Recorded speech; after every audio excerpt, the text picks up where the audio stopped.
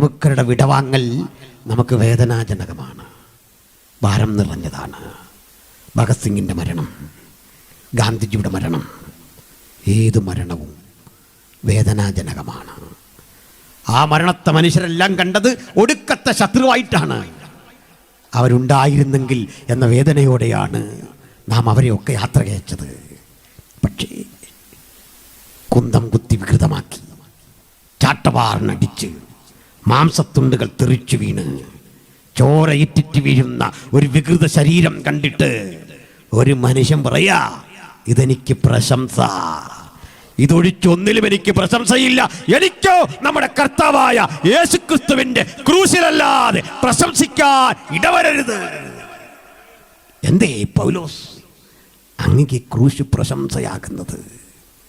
ഉത്തരവും പൗലോസ് പറയും. ഇത് കേട്ടാൽ ഈ കർത്തൃമേശ നടത്തുമ്പോൾ ഇനി കരയല്ല. എന്താ കാര്യം? കരയുന്നതേ ഒരു നഷ്ടബോധമുള്ളത് കൊണ്ടാണ്. ക്രൂശിൽ മരിച്ചത് നഷ്ടമല്ല, അതാണ് ലാഭം, അത് മാത്രമാണ് ശ്രേഷ്ഠം. പിറവി കൊണ്ട യേശുവിനെ കാണാൻ ആരാധകരുടെ എണ്ണം കൂടി, അത്ഭുതം ചെയ്യുന്നവനെ കാണാൻ ആളുകൾ കൂടി. പക്ഷെ ക്രൂശിന്റെ ചുവട്ടിൽ ചുരുക്കം ചിലർ മാത്രമേ ഉള്ളൂ. ക്രൂശിന്റെ ശക്തി അംഗബലമല്ല, സമ്പത്തിന്റെ ബലമല്ല, ഭൗതിക വസ്തുക്കളുടെ ബലമല്ല. ഒറ്റക്കൊരുത്തൻ കിടക്കുന്ന ആ നിശ്ചയദാർഢ്യം കണ്ടിട്ട് അറിവുള്ള പൗലോസ് പറയുക, അവൻ ക്രൂശിൽ എന്താ ചെയ്തത് എന്ന് പറഞ്ഞു തരുന്നുണ്ട് നമുക്ക്. പൗലോസ് പറയാ, എടുത്ത് വായിപ്പിക്കേണ്ടതാ, അവൻ ശത്രുപക്ഷത്തെ നിശേഷം നശിപ്പിക്കുക, അവിടെ അവൻ ആയുധവർഗം വെപ്പിച്ച് കീഴടക്കുക, അവിടെ ജയോത്സവത്തോടെ നമ്മെ വഴി നടത്തുകയാ. പാപത്തിന്റെ ശക്തിയെ, ഇരുട്ടിന്റെ ശക്തിയെ ചെറുത്തു തോൽപ്പിക്കുക. എന്നിട്ട് പൗലോസ് വളരെ ആഹ്ലാദചിത്തനായി പറയുക, നമ്മുടെ കർത്താവായ യേശുക്രിസ്തു മുഖാന്തരം നമുക്ക് ജയം നൽകുന്ന ദൈവത്തിന് സ്തോത്രം. മരണാധികാരിയുടെ തല തകർത്ത് ജയവേരി മുഴക്കുന്ന ജയത്തിന്റെ ചിഹ്നമാണ് ക്രൂശ്. അതാണ് ക്രൂശിന്റെ അനുഭവം. ഞാനൊരു തനി നാടൻ കർഷക കുടുംബത്തിൽ ജനിച്ചു വളർന്ന ആളാണ്. ബഹുമാനപ്പെട്ട ജോറുട്ടിച്ചാന് എന്നെ ചെറുപ്പം മുതൽ അറിയാം. ഞങ്ങൾ ഈ പൂഞ്ഞാർ നിയോജകമണ്ഡലത്തിൽപ്പെട്ട ആളുകളാണ്. പഴയ PC ജോർജിൻ്റെ മണ്ഡലം. ഞാൻ പറയാറുണ്ട്, അവിടെ ഉള്ളതിൽ ഒരല്പം മര്യാദയ്ക്ക് സംസാരിക്കുന്ന ആൾ ഈ PC ജോർജാണ്. ജോർജി സാറ് തന്നെ ചെങ്ങന്നൂർ വന്ന ശേഷമാണ് ഡെവലപ്പായത്. ഒരുവിധം മര്യാദയ്ക്ക് കാര്യങ്ങൾ സംസാരിക്കുന്ന ഒരാൾ അദ്ദേഹമാണ്. അതുകൊണ്ട് അദ്ദേഹം ജയിച്ചുകൊണ്ടിരുന്നത് അടുത്ത കാലം വരെ. പോട്ടെ. അപ്പോൾ ഞങ്ങളുടെ നാട്ടിൽ പണ്ട് ഒരു ക്ലബ്ബുണ്ടായിരുന്നു. അവിടെ എല്ലാവരുടെ കൂടി തീരുമാനിച്ചു, എല്ലാ വർഷവും നമ്മൾ ലോക്കൽ നാടകം നടത്തുകയാണ്. ഈ വർഷം നമുക്ക് ഏതെങ്കിലും ഒരു ടീമിനെ വിളിച്ചൊരു നാടകം നടത്താം. അതിന് പിരിവൊക്കെ എടുത്ത് ഇതുപോലെ വലിയ സെറ്റപ്പ് എല്ലാം ചെയ്ത്, പണ്ട് കാലമല്ലേ, ഒരു ടീം വന്നു. അവർ ഈ നാടിൻ്റെ പൾസ് മനസ്സിലാക്കി. കാത്തലിക് സഹോദരങ്ങൾ കൂടുതലുള്ള സ്ഥലമാണ്. ഒരുപക്ഷെ ഈ ഇന്ത്യയിൽ തന്നെ ഏറ്റവും അധികം കാത്തലിക്സുള്ളൊരു മേഖലയാണ്, സഹോദരങ്ങളുള്ളൊരു മേഖലയാണ്. അപ്പോൾ അതിൻ്റെ ആ പൾസ് അറിഞ്ഞുകൊണ്ട് യേശുവിൻ്റെ ക്രൂശുമായി ബന്ധപ്പെട്ടുള്ള ആ ക്രൂശീകരണം, ഈ സംഭവമൊക്കെയാണ്. അപ്പോൾ ഞങ്ങളെല്ലാം ഇങ്ങനെ കാണാനിരിക്കുന്നു. ഭയങ്കര ടെക്നോളജി, അന്നത്തെ ടെക്നോളജിയൊക്കെയാണ്. അപ്പോൾ ഈ വണ്ടിയും വഴിയൊക്കെ അല്പം ദൂരെ ആയതുകൊണ്ട് ജനറേറ്റർ ഇരിക്കുന്നത് കിലോമീറ്റർ അപ്പുറത്താണ്. ദൂരെ കൊണ്ടുവച്ചതിന് വണ്ടിയും കൊണ്ട് വരികയില്ല. അപ്പോൾ ഈ ക്രൂശ് മരണത്തിൻ്റെ പ്രസക്തമായ സമയമെത്തി. ആളിനെ ക്രൂശിച്ചു, ഇങ്ങനെ കിടക്കുക. അദ്ദേഹത്തിൻ്റെ അഭിനയം സൂപ്പറാണ്. സൗകര്യമാരൊക്കെ ഇരുന്ന് കരയുകയാണ്, കണ്ണീരൊഴുക്കുകയാണ്. ക്രൂര ഹൃദയങ്ങൾ പോലും അത് കണ്ട് ദുഃഖിതരായിട്ടിരിക്കുന്ന സമയത്ത് കരണ്ട് അങ്ങ് പോയി. കുറേ നേരമായിട്ട് പുള്ളി കിടക്കുകയാണ്. ഈ ജനറേറ്റർ സ്റ്റാർട്ട് ചെയ്യാൻ പോയ ആൾ പോയ വഴിക്ക് പാമ്പിനെ കണ്ട് പേടിച്ച് അതിന് തീരുമാനം ഉണ്ടാക്കാൻ നിൽക്കുക. നിങ്ങളൊന്ന് ആലോചിച്ച് നോക്കിയ പൊല്ലാപ്പ്. 8-10 മിനിറ്റ് ഈ ക്രൂശേ കിടക്കുന്നതിൻ്റെ ദുഃഖം നിങ്ങൾക്ക് മനസ്സിലാവില്ല. അയാളൊടുവിൽ തൻ്റെ സുഹൃത്ത് താഴെ പടയാളിയായിട്ട് നിൽപ്പുണ്ട്. അവനോട് പറഞ്ഞു, നീ ഒരു ബീഡി കത്തിച്ചു തരാൻ. ആശാനൊരു കുന്തത്തിൻ്റെ അഗ്രത്തിൽ ഒരു ബീഡി കത്തിച്ച് മുകളിലേക്ക് കൊടുത്തു. ഇയാളിങ്ങനെ പുകയെടുത്തുകൊണ്ടിരിക്കുമ്പോൾ കറണ്ട് വരുന്നു. നിങ്ങളൊന്ന് ആലോചിച്ച് നോക്കി, അന്തരീക്ഷം എങ്ങനെ മാറുമെന്ന് മനസ്സിലായോ? അതുവരെയും കണ്ണീരോടെ ഇരുന്ന ആളുകൾ നോക്കുമ്പോൾ മാനവജാതിയുടെ രക്ഷയ്ക്ക് വേണ്ടി ഒരാൾ ക്രൂശിൽ കിടന്ന് അന്തസ്സായിട്ട് പുക വലിക്കുന്നു. അഭിനയിച്ചാൽ ഇത്രയാകുള്ളൂ, അതാ പറഞ്ഞത്. അഭിനയിച്ചാൽ കാര്യത്തോടെടുക്കുമ്പോൾ ഇങ്ങനെ വരും, അത്രേ ഉള്ളൂ. അതുകൊണ്ട് ക്രൂശ് അനുഭവമാണ്. ക്രൂശിനെ അനുഭവിക്കാൻ കഴിയാത്ത ഒരാളെങ്കിലും ഈ ശബ്ദപരിധിക്ക് പുറത്തു നിൽക്കുന്നെങ്കിൽ ഇപ്പോഴാകുന്നു സുപ്രസാദകാലം, ഇപ്പോഴാകുന്നു രക്ഷാദിവസം. അപ്പോൾ നമുക്കൊരു വചനം വായിച്ചുകൊണ്ട് ആരംഭിക്കാം. വിശുദ്ധ പൗലോസ് കൊരിന്ത്യർക്ക് എഴുതിയ 1-ാം ലേഖനം 1-ാം അധ്യായം 22-23 വാക്യങ്ങൾ ആരംഭത്തിൽ വായിക്കണം. അതിനുശേഷം ചില വചനങ്ങൾ അനിവാര്യമാണെങ്കിൽ ഞാൻ പറയും, അതും വായിക്കണം. ആദ്യം 1 കൊരിന്ത്യർ 1:22-23. യഹൂദന്മാർ അടയാളം ചോദിക്കുകയും യവനന്മാർ ജ്ഞാനം അന്വേഷിക്കുകയും ചെയ്യുന്നു. ഞങ്ങളോ ക്രൂശിക്കപ്പെട്ട ക്രിസ്തുവിനെ പ്രസംഗിക്കുന്നു. പരിചിതവും സുശക്തവും ആധികാരികവുമായ ഈ ദൈവവചനത്തിനായി ദൈവത്തിന് മഹത്വം. ഞാനിന്ന് ക്രൂശ് എന്ന ഒരു വിഷയത്തെ ആധാരമാക്കിയാണ് സംസാരിക്കുന്നത്. നമ്മുടെ വിശകലനാർത്ഥം ഞാൻ 3 തലങ്ങൾ ഈ ക്രൂശ് എന്ന വിഷയത്തിന് നൽകിയിട്ടുണ്ട്. 1, ക്രൂശ് എങ്ങനെ ചരിത്രത്തിൽ. 2, ക്രൂശ് എങ്ങനെ അനുഭവത്തിൽ. 3, ക്രൂശ് എങ്ങനെ നിത്യതയിൽ. ഇതിൽ അവസാനം പറഞ്ഞ കാര്യം അത്ര പരിചിതമായി ചിലർക്ക് തോന്നില്ല. ബാക്കി 2 കാര്യങ്ങൾ നിങ്ങൾക്ക് പരിചിതമാണ്. അതുകൊണ്ട് പരിചിതമായ ആ വഴിയിലൂടെ ഞാൻ സഞ്ചരിക്കുമ്പോൾ നിങ്ങൾക്കും ഒപ്പം ചേർന്ന് എനിക്കൊപ്പം വരാം. ആമുഖഭാഗത്തേക്ക് നമുക്ക് ഒരുമിച്ച് പോകാം. ക്രൂശ് എന്നതിൻ്റെ ഗ്രീക്ക് ശബ്ദം സ്റ്റൗറോസ് എന്നാണ്. ഇതേ പദം സ്റ്റൗറോസ് എന്ന് ഗ്രീക്കിൽ പറയുന്ന ഈ പദത്തിൻ്റെ തത്തുല്യ മലയാളം ദണ്ഡന സ്തംഭം എന്നാണ്. പീഡിപ്പിക്കാനുള്ള തടി എന്നാണ്. ദണ്ഡന സ്തംഭം. ക്രൂശിന് ലാറ്റിൻ ഭാഷയിൽ ഒരു പേരുണ്ട്, റോമക്കാരൻ്റെ ഭാഷയിൽ. കാരണം ഇത് റോമൻ ശിക്ഷണ രീതിയാണ് ക്രൂശ്. റോമക്കാരൻ്റെ ഭാഷയിൽ ക്രൂശിനെ വിളിക്കുന്നത് ക്രക്സ് എന്നാണ്. ക്രക്സ്. ഈ ക്രക്സിന് ഒരു ഇംഗ്ലീഷ് ലിപ്യന്തരീകരണം കൊടുത്തതാണ് ക്രോസ് എന്ന് പറയുന്നത്. സാന്റാ ക്രക്സ്, അതാണ് നമ്മൾ സാന്റാ ക്രോസ് ആക്കിയിട്ടുള്ളത്, ഹോളി ക്രോസ്. ഇതിൻ്റെ മലയാള പ്രയോഗമാണ് ക്രൂശ്. അത് നിഷ്പാദിച്ചിരിക്കുന്നത് ഒരേ വഴിയിൽ നിന്നാണ്. പഴയ നിയമം മുഴുവൻ പരതിയാൽ നിങ്ങൾക്ക് ക്രൂശ് എന്നൊരു പദം കാണിക്കാനാവില്ല.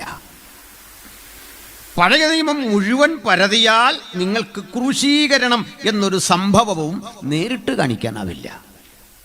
പക്ഷെ പരോക്ഷ സൂചന പ്രവചന രൂപേണ ക്രൂശിനെ കുറിച്ചുണ്ട്. ദൈവത്തിൻ്റെ ക്രിസ്തു മരിച്ചടക്കപ്പെടേണ്ടതിനെ പറ്റിയുള്ള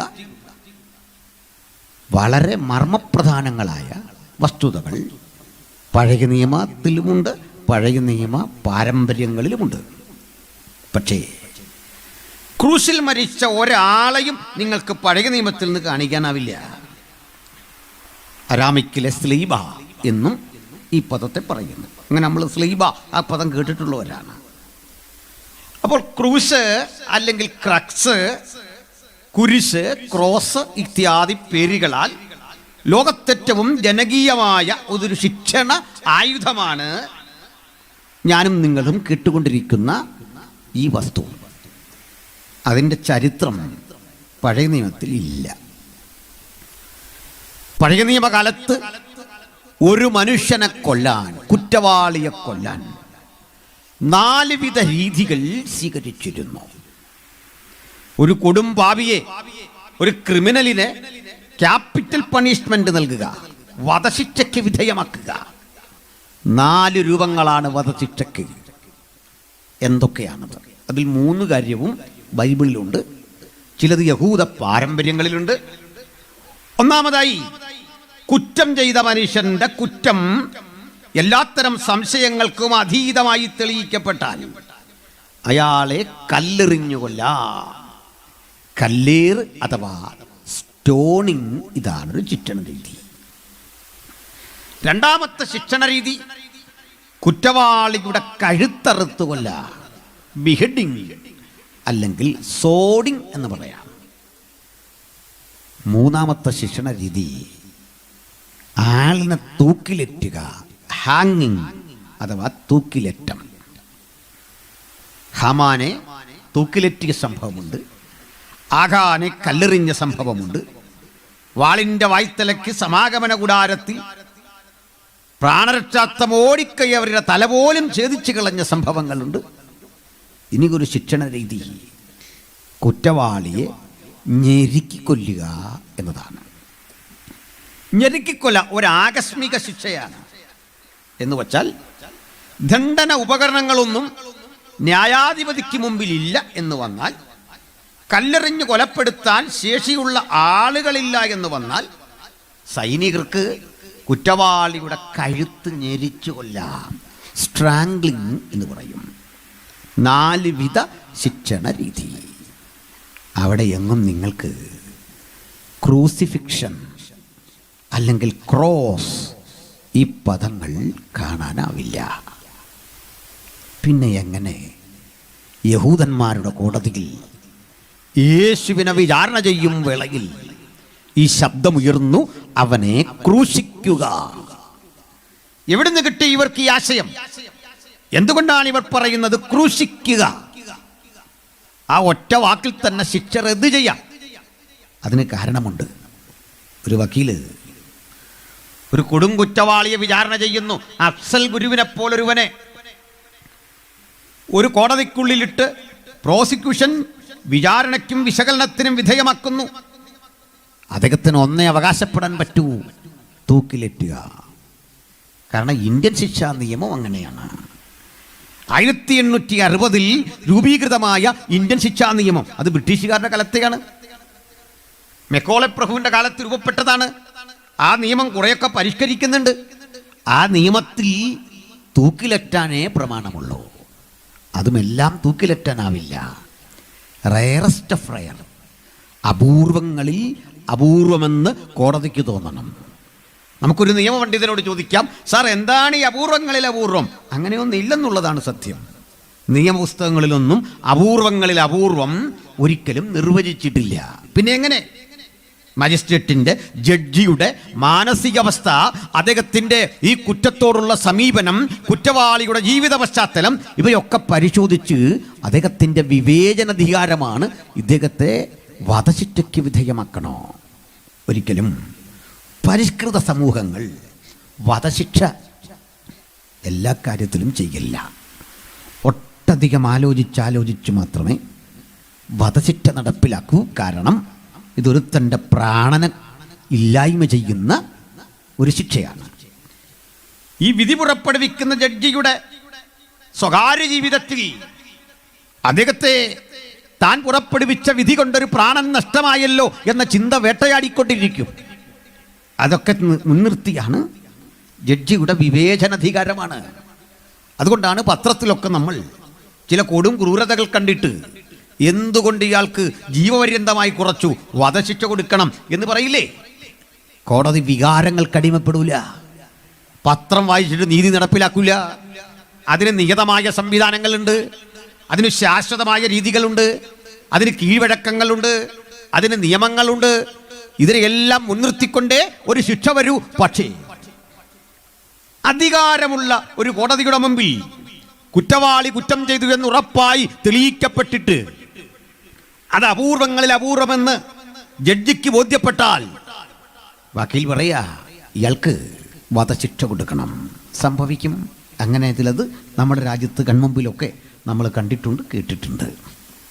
പക്ഷേ അധികാരമില്ലാത്തൊരു കോടതിയോട് ഇങ്ങനെ വാദിച്ചാൽ ശിക്ഷ നടപ്പിലാക്കാൻ പറ്റുമോ? ഞാനതിന് നിങ്ങളോടൊരു ഉദാഹരണം പറയാം. നമ്മുടെ രാജ്യത്ത് കളക്ടർ എന്നൊരു തസ്തികയുണ്ട്. ബ്രിട്ടീഷ് കൊളോണിയലിസത്തിൻ്റെ അവർ പോയപ്പോൾ ഇട്ടിട്ട് പോയ ഒരവശിഷ്ടമാണ് വാസ്തവത്തിൽ ഈ കളക്ടർ. ഒരു മത്സര പരീക്ഷയുടെ അടിസ്ഥാനത്തിൽ ജയിച്ചു വരുന്ന ഒരാളാണ്. തെറ്റിദ്ധരിക്കരുത്, ഞാൻ ഈ ബ്യൂറോക്രസിയുടെ തെറ്റായ നിലപാടുകളോട് ബ്രിട്ടീഷ് കൊളോണിയലിസത്തിൻ്റെ ബാക്കി പത്രമായി ഒഴിവാക്കേണ്ട ഒത്തിരി തസ്തിക ഉണ്ടെന്ന് വിശ്വസിക്കുന്ന ഒരാളാണ്. ജനാധിപത്യ രാജ്യത്തിൽ എനിക്കങ്ങനെ വിശ്വസിച്ചുകൂടെ. ഞാൻ വിശ്വസിച്ചിട്ട് പ്രത്യേകിച്ച് നേട്ടമൊന്നുമില്ല. പക്ഷേ ഇവരൊരു മത്സര പരീക്ഷയുടെ അടിസ്ഥാനത്തിൽ ജയിച്ചു വരുന്ന മിടുക്കന്മാരാണ്, സമ്മതിച്ചു. അതിൽ തന്നെ ഒരു മിടുമിടുക്കൻ അടുത്ത കാലത്ത് അദ്ദേഹത്തിൻ്റെ പെൺ സുഹൃത്തുമായി മാസ്കറ്റ് ഹോട്ടലിൽ കയറി ശരിക്കും മദ്യപിച്ചു, രാത്രി വണ്ടി ഓടിച്ചു പോയി, എന്തെല്ലാം പൊടുക്ക ഒരു മനുഷ്യൻ മരിച്ചു വീണു. മനസ്സിലായോ? അപ്പോൾ മനുഷ്യൻ മരിച്ചു. അപ്പോൾ ഒരു മാധ്യമപ്രവർത്തകൻ നടന്നു വരുന്ന വഴിക്ക് അയാളെ ഇടിച്ചു, ആൾ മരിച്ചു. വലിയ പ്രശ്നമായി. ഒടുക്കം അദ്ദേഹത്തിൻ്റെ സ്വാധീനവും മറ്റു പല ഘടകങ്ങൾ കൊണ്ട് ഒരു റിപ്പോർട്ട് പുറത്തു വന്നു, ഇദ്ദേഹത്തിന് ഓർമ്മക്കുറവുണ്ടെന്ന്. ഇപ്പോൾ ഓർമ്മക്കുറവുള്ള ആളാണ്, കുറേ നാൾ ആലപ്പുഴ ജില്ല ഭരിച്ചേ. മനസ്സിലായി? നല്ല ഓർമ്മക്കുറവ്. ഞാനന്ന് ഫേസ്ബുക്കിലൊരു പോസ്റ്റ് ഇട്ടു, താങ്കൾ കളക്ടറായി നിയമിതനായ വിവരം ഓർമ്മയുണ്ടോ എന്ന് ചോദിച്ച് ഒരു പോസ്റ്റ് ഇട്ടു. ജനാധിപത്യ രാജ്യത്ത് നമുക്ക് അങ്ങനെയൊക്കെയല്ലേ പ്രതിഷേധിക്കാൻ ഒക്കൂ. അപ്പോൾ ചുരുക്കി പറഞ്ഞാൽ ഇങ്ങനെ രേഖാധിപതി ഒന്നുമില്ലെങ്കിൽ ഈ രാജ്യം പൊക്കോളൂ. അതാ കാര്യം. ലോകത്തിന് വന്ന മാറ്റം നമ്മുടെ സമൂഹം അറിയുന്നില്ല, അതൊരു പ്രശ്നം. എന്തിനാണ് ഇത്രയും തസ്തികകൾ? എനിക്കും ഇതുവരെയും പിടിയിട്ടിട്ടില്ല. നമ്മളെല്ലാം ഇങ്ങനെ നീതി അടച്ചടച്ച് ഇത്തരം കുറേ ഏകാധിപതികളെ തീറ്റിപ്പോറ്റുന്നു. ഏതായാലും പോട്ടെ. അപ്പോൾ ഈ കളക്ടർ മജിസ്ട്രേറ്റ് കൂടിയാണ്, ഡിസ്ട്രിക്ട് മജിസ്ട്രേറ്റ്. അങ്ങനെയാണെങ്കിൽ നമുക്ക് കളക്ടർ അടുത്തൊരു പരാതി കൊണ്ടുവന്നിട്ട് പറയാം, ഇയാളെ തൂക്കിലേറ്റാൻ പറഞ്ഞാൽ പുള്ളിക്ക് പറ്റുമോ? പറ്റില്ല. അദ്ദേഹത്തിൻ്റെ ജൂറിസ്ഡിക്ഷനിൽ ഈ സംഭവം ഇല്ല. ഇത്തരം ക്രിമിനൽ കേസുകൾ എടുക്കില്ല. ഈ രാജ്യത്തൊരുവന് വധശിക്ഷ വിധിക്കാൻ അധികാരമുള്ള ഒറ്റ കോടതിയുള്ളൂ, വധശിക്ഷ വിധിക്കാൻ. സെഷൻസ് കോടതി എന്നതിന് പറയുക. ജില്ലയിലെ സിവിൽ കോടതിക്ക് തത്തുല്യമായ ക്രിമിനൽ കോടതിയുടെ പേരാണ് സെഷൻസ് കോടതി. അവിടെ മാത്രമേ ഈ വിധി പുറപ്പെടുവിക്കാൻ പറ്റൂ. ആ വിധി പരിശോധിക്കാം മേൽക്കോടതികൾക്ക്.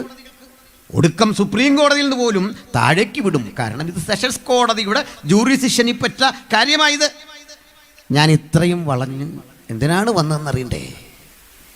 യേശുവിൻ്റെ കാലഘട്ടത്തിൽ ഒരു മതകോടതി നിലനിന്നിരുന്നു. ആ മതകോടതിയുടെ പേര് സന്നിദ്രീൻ എന്നാണ്. ഈ സന്നിദ്രീൻ എന്ന മതകോടതിക്ക് ക്രൂശിൻ്റെ ശിക്ഷ വിധിക്കാൻ അധികാരമില്ല, ക്രൂശിക്കാൻ അവകാശമില്ല.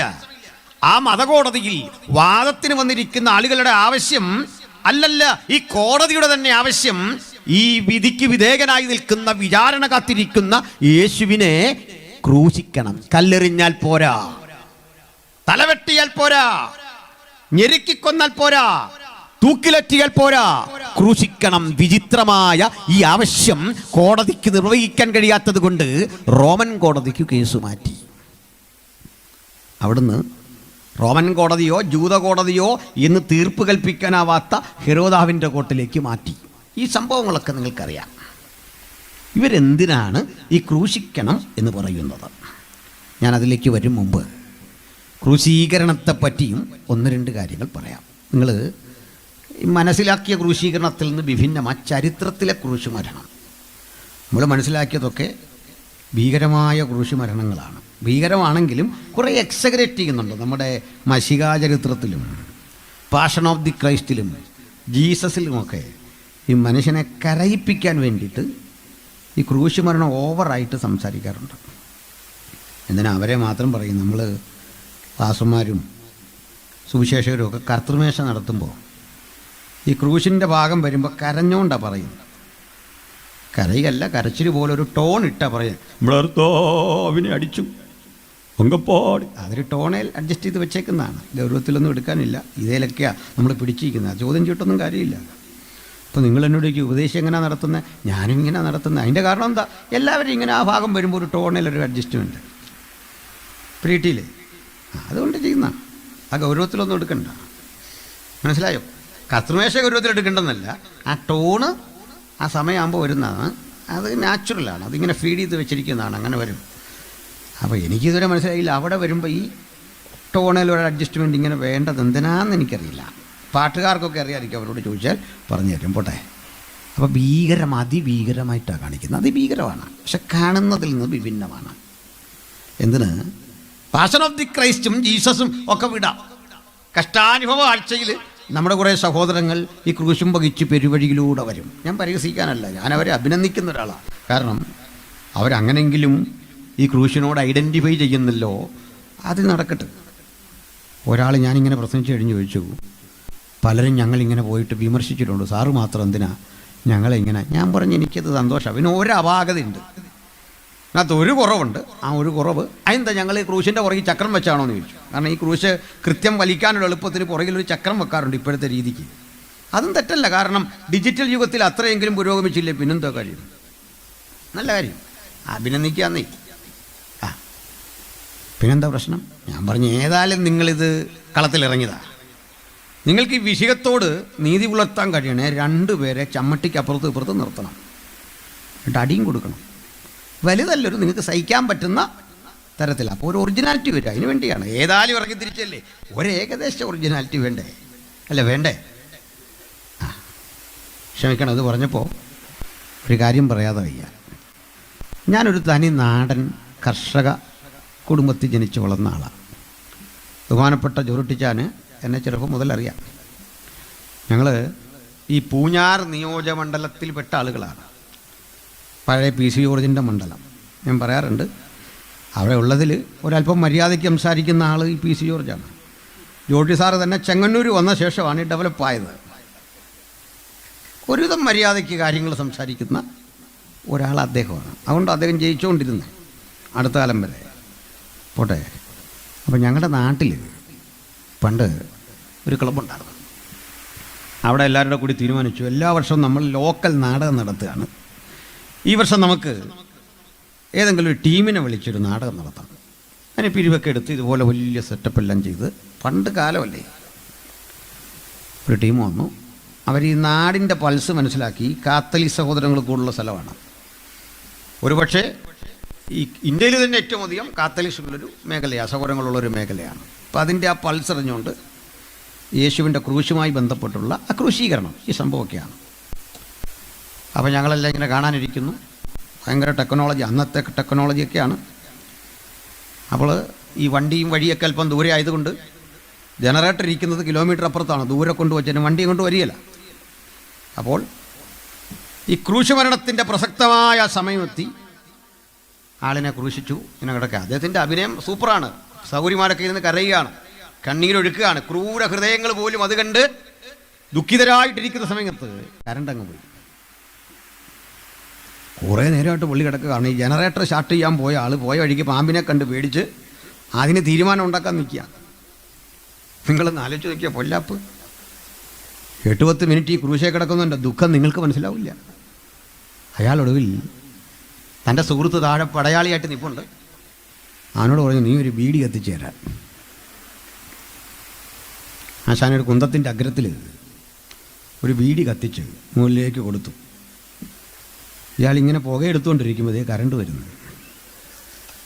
നിങ്ങളൊന്ന് ആലോചിച്ച് നോക്കി, അന്തരീക്ഷം എങ്ങനെ മാറുമെന്ന് മനസ്സിലായോ? അതുവരെയും കണ്ണീരോടെ ഇരുന്ന ആളുകൾ നോക്കുമ്പോൾ മാനവജാതിയുടെ രക്ഷയ്ക്ക് വേണ്ടി ഒരാൾ ക്രൂശിൽ കിടന്ന് അന്തസ്സായിട്ട് പുക വലിക്കുന്നു. അഭിനയിച്ചാൽ ഇത്രയാകുള്ളൂ, അതാ പറഞ്ഞത്. അഭിനയിച്ചാൽ കാര്യത്തോടെടുക്കുമ്പോൾ ഇങ്ങനെ വരും, അത്രേ ഉള്ളൂ. അതുകൊണ്ട് ക്രൂശ് അനുഭവമാണ്. ക്രൂശിനെ അനുഭവിക്കാൻ കഴിയാത്ത ഒരാളെങ്കിലും ഈ ശബ്ദപരിധിക്ക് പുറത്തു നിൽക്കുന്നെങ്കിൽ ഇപ്പോഴാകുന്നു സുപ്രസാദ കാലം, ഇപ്പോഴാകുന്നു രക്ഷാദിവസം. ഈ മഹത്തര രക്ഷയുടെ പരിധി വിട്ട് നിങ്ങൾക്ക് എവിടെയും ഒളിക്കാൻ എനിക്കിടയില്ല. അതുകൊണ്ട് നാം ഒരുമിച്ച് ക്രൂശിനെ ഉയർത്തുന്ന അനുഗ്രഹീതമായ ഈ ചിന്തയിലേക്ക് ഞങ്ങൾ നിങ്ങളെ സ്വാഗതം ചെയ്യുന്നു. സ്തോത്രം. പ്രിയരേ, ക്രൂശിനെക്കുറിച്ച് ചില വിശദീകരണങ്ങൾ പറയാം.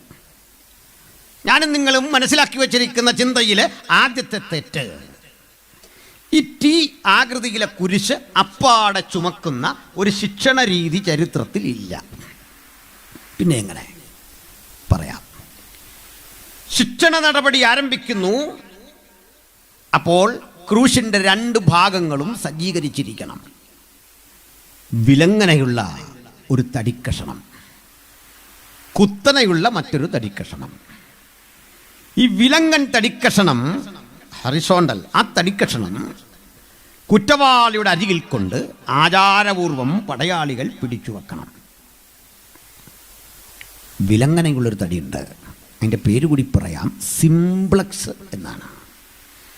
ഈ സിംപ്ലക്സ് എന്നറിയപ്പെടുന്ന തടി 3-4 ചുമട്ടുകാർ ചേർന്ന് ഈ തടിയാണെന്ന് ഉറപ്പുവരുത്തിയിട്ട് ഇവിടെ നിന്ന് തോളിലെറ്റിക്കൊണ്ട് വളരെ ദൂരത്തിൽ എവിടെയാണോ ക്രൂശീകരണ സ്ഥലം അവിടെ കൊണ്ടെത്തിക്കണം. അവിടേക്ക് ഈ നിർദ്ദിഷ്ട സ്ഥലത്തേക്ക് അപ്പോൾ ആർക്കും പ്രവേശനമില്ല. ഇവരവിടെ ചെന്ന് ഈ ക്രൂശിൻ്റെ ആദ്യത്തെ തടി എത്തിച്ചു എന്നറിഞ്ഞിട്ട് വേണം രണ്ടാമത്തെ തടി അവിടെ എത്താൻ. രണ്ടാമത്തെ തടിയുടെ പേര്, അതാ വിലങ്ങൻ തടിക്ക് പറയുന്ന പേര് പാറ്റിബുലം എന്നാണ്. PATIBULAM. ഈ തടി കുറ്റവാളിയുടെ തോളിലേക്ക് വെക്കണം. ഒരു കാര്യം മനസ്സിലാക്കേണ്ടത്, ഞാനും നിങ്ങളും കണ്ടുപഠിച്ച ചതുരവടിവിൽ പണിയെടുത്ത് ഭംഗിയാക്കിയ ഒരു മനോഹര കുരിശൊന്നുമല്ല. ആ തടി അപ്പാടെ വെട്ടിയെടുത്ത് അദ്ദേഹത്തിൻ്റെ തോളിൽ ഇങ്ങനെ വിലങ്ങനെ വച്ചിട്ട് കൈ രണ്ടും അതോട് ചേർത്ത് ബന്ധിക്കും. എന്നിട്ട് ഈ മനുഷ്യനെ നിർദ്ദിഷ്ട സ്ഥലം വരെ ചാട്ടവാറിന് തല്ലി കൊണ്ടുപോവുകയാണ്. ഈ തല്ല് ഒരിക്കലും ഒരാചാരത്തിൻ്റെ ഭാഗമായി ചെയ്യുന്നതല്ല, മറിച്ച് ഇയാൾ ക്ഷീണിതനായി വഴിയോരത്ത് വീണുപോകുകയോ അതല്ല എങ്കിൽ അനുസരണക്കേട് കാണിക്കുന്നുവോ എന്ന് ബോധം വന്നാൽ ഒരു കാളയെ തല്ലി ആ വണ്ടി ഓടിക്കുന്നവൻ നേരെ കൊണ്ടുവരും പോലെ തല്ലി ഈ ആളിനെ അവിടെ കൊണ്ടുചെല്ലണം.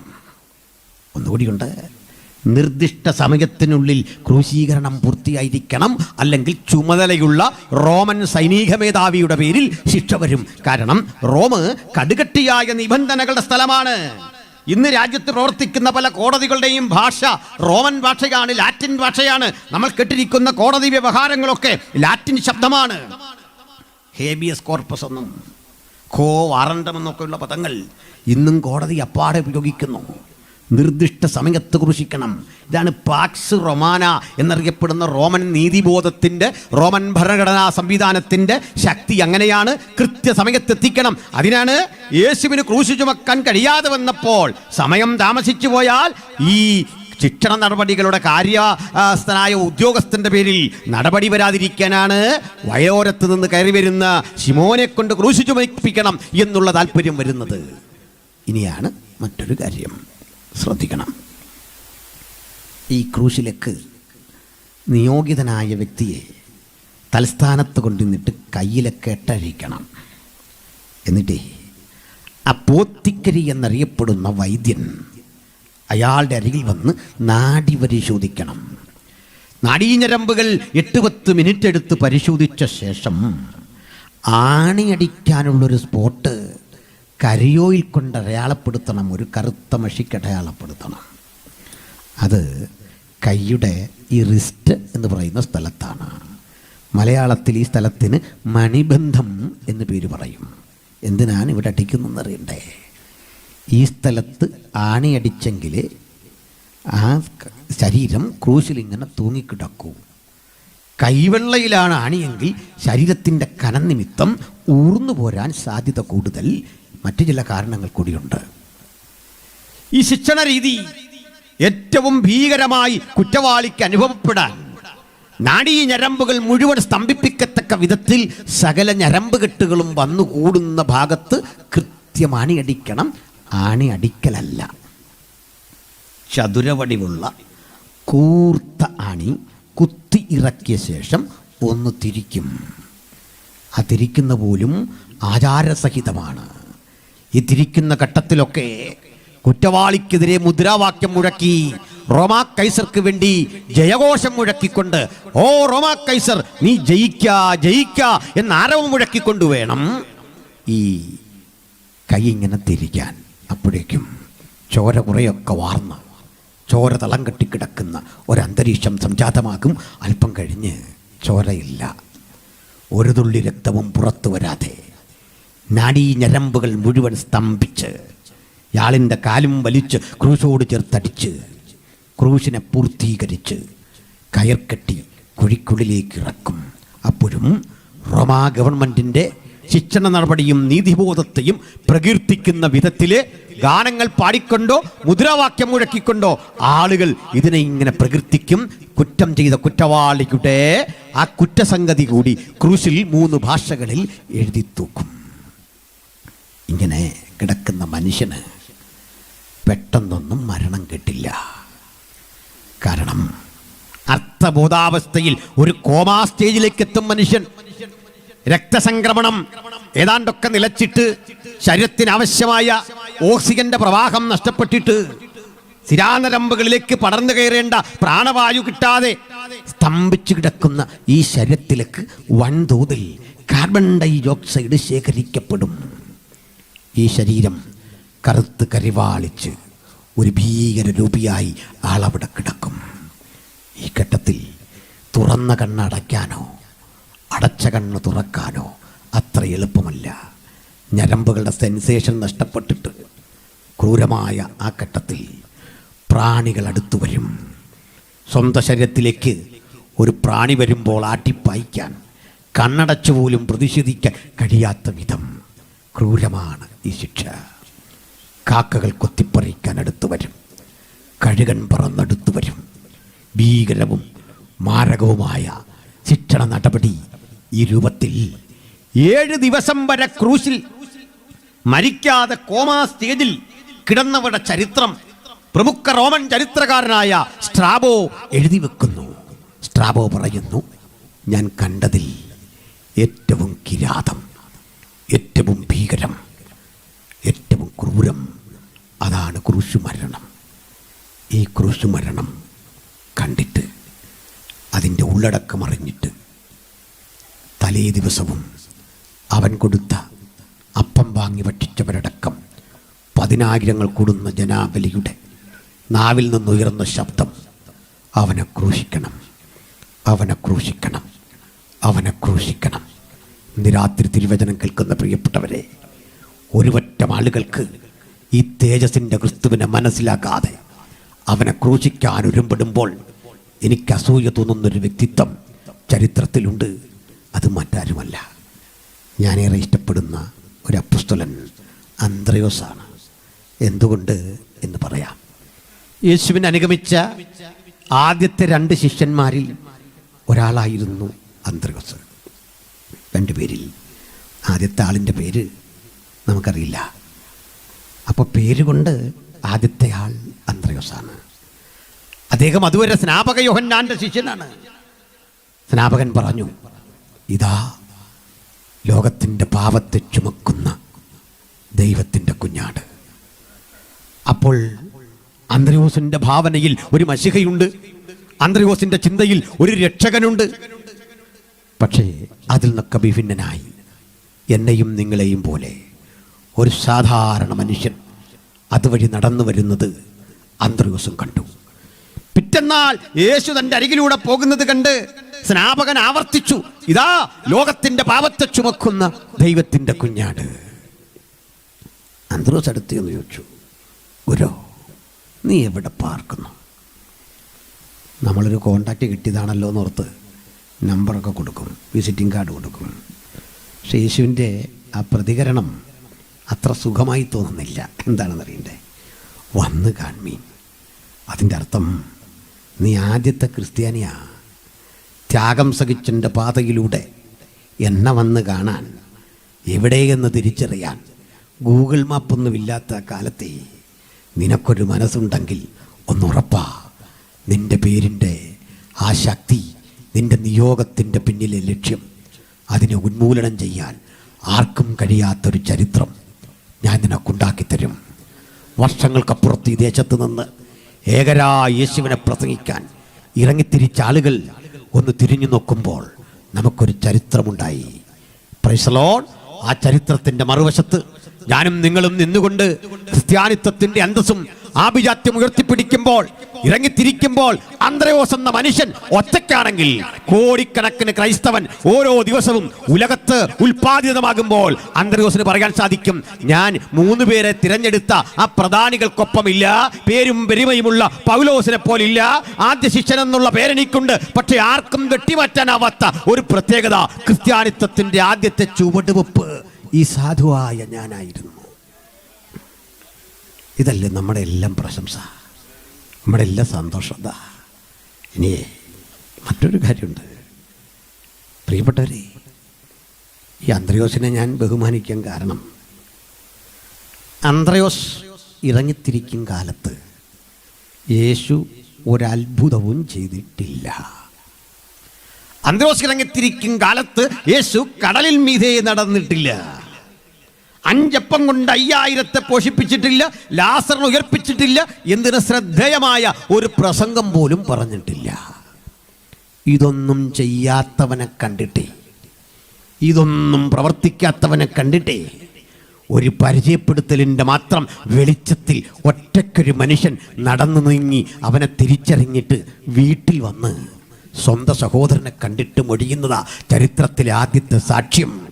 ആ സാക്ഷ്യത്തിന്റെ തുടർച്ചയാ ഇന്ന് രാത്രി ഞങ്ങൾ ഒരുമിച്ച് ഇവിടെ തുറന്നുകൊണ്ടിരിക്കുന്നത്. ഒറ്റയ്ക്കവൻ വിളിച്ചു പറയുമ്പോൾ കൂടെ ആരുമില്ലായിരുന്നു. ഇന്ന് ലോകത്തേറ്റവും അധികം ഉയർന്നു കേൾക്കുന്ന ശബ്ദം അവനത്രേ ഉലകത്തിന്റെ രക്ഷകൻ എന്ന സുവിശേഷത്തിന്റെ നിതാന്ത സത്യമാണ്. ആ സത്യം ആവർത്തിച്ചുറപ്പിച്ച് നമുക്ക് ഈ ഗ്രാമത്തോട് പ്രസ്താവിക്കാം. മറ്റൊരുത്തലും രക്ഷയില്ല. നാം രക്ഷിക്കപ്പെടുവാൻ ആകാശത്തിന് കീഴിൽ മനുഷ്യരുടെ ഇടയിൽ നൽകപ്പെട്ട ഒരേ ഒരു നാമം നമ്മുടെ കർത്താവായ യേശു ക്രിസ്തുവിന്റെ നാമം. ഹല്ലേലൂയ. അപ്പോൾ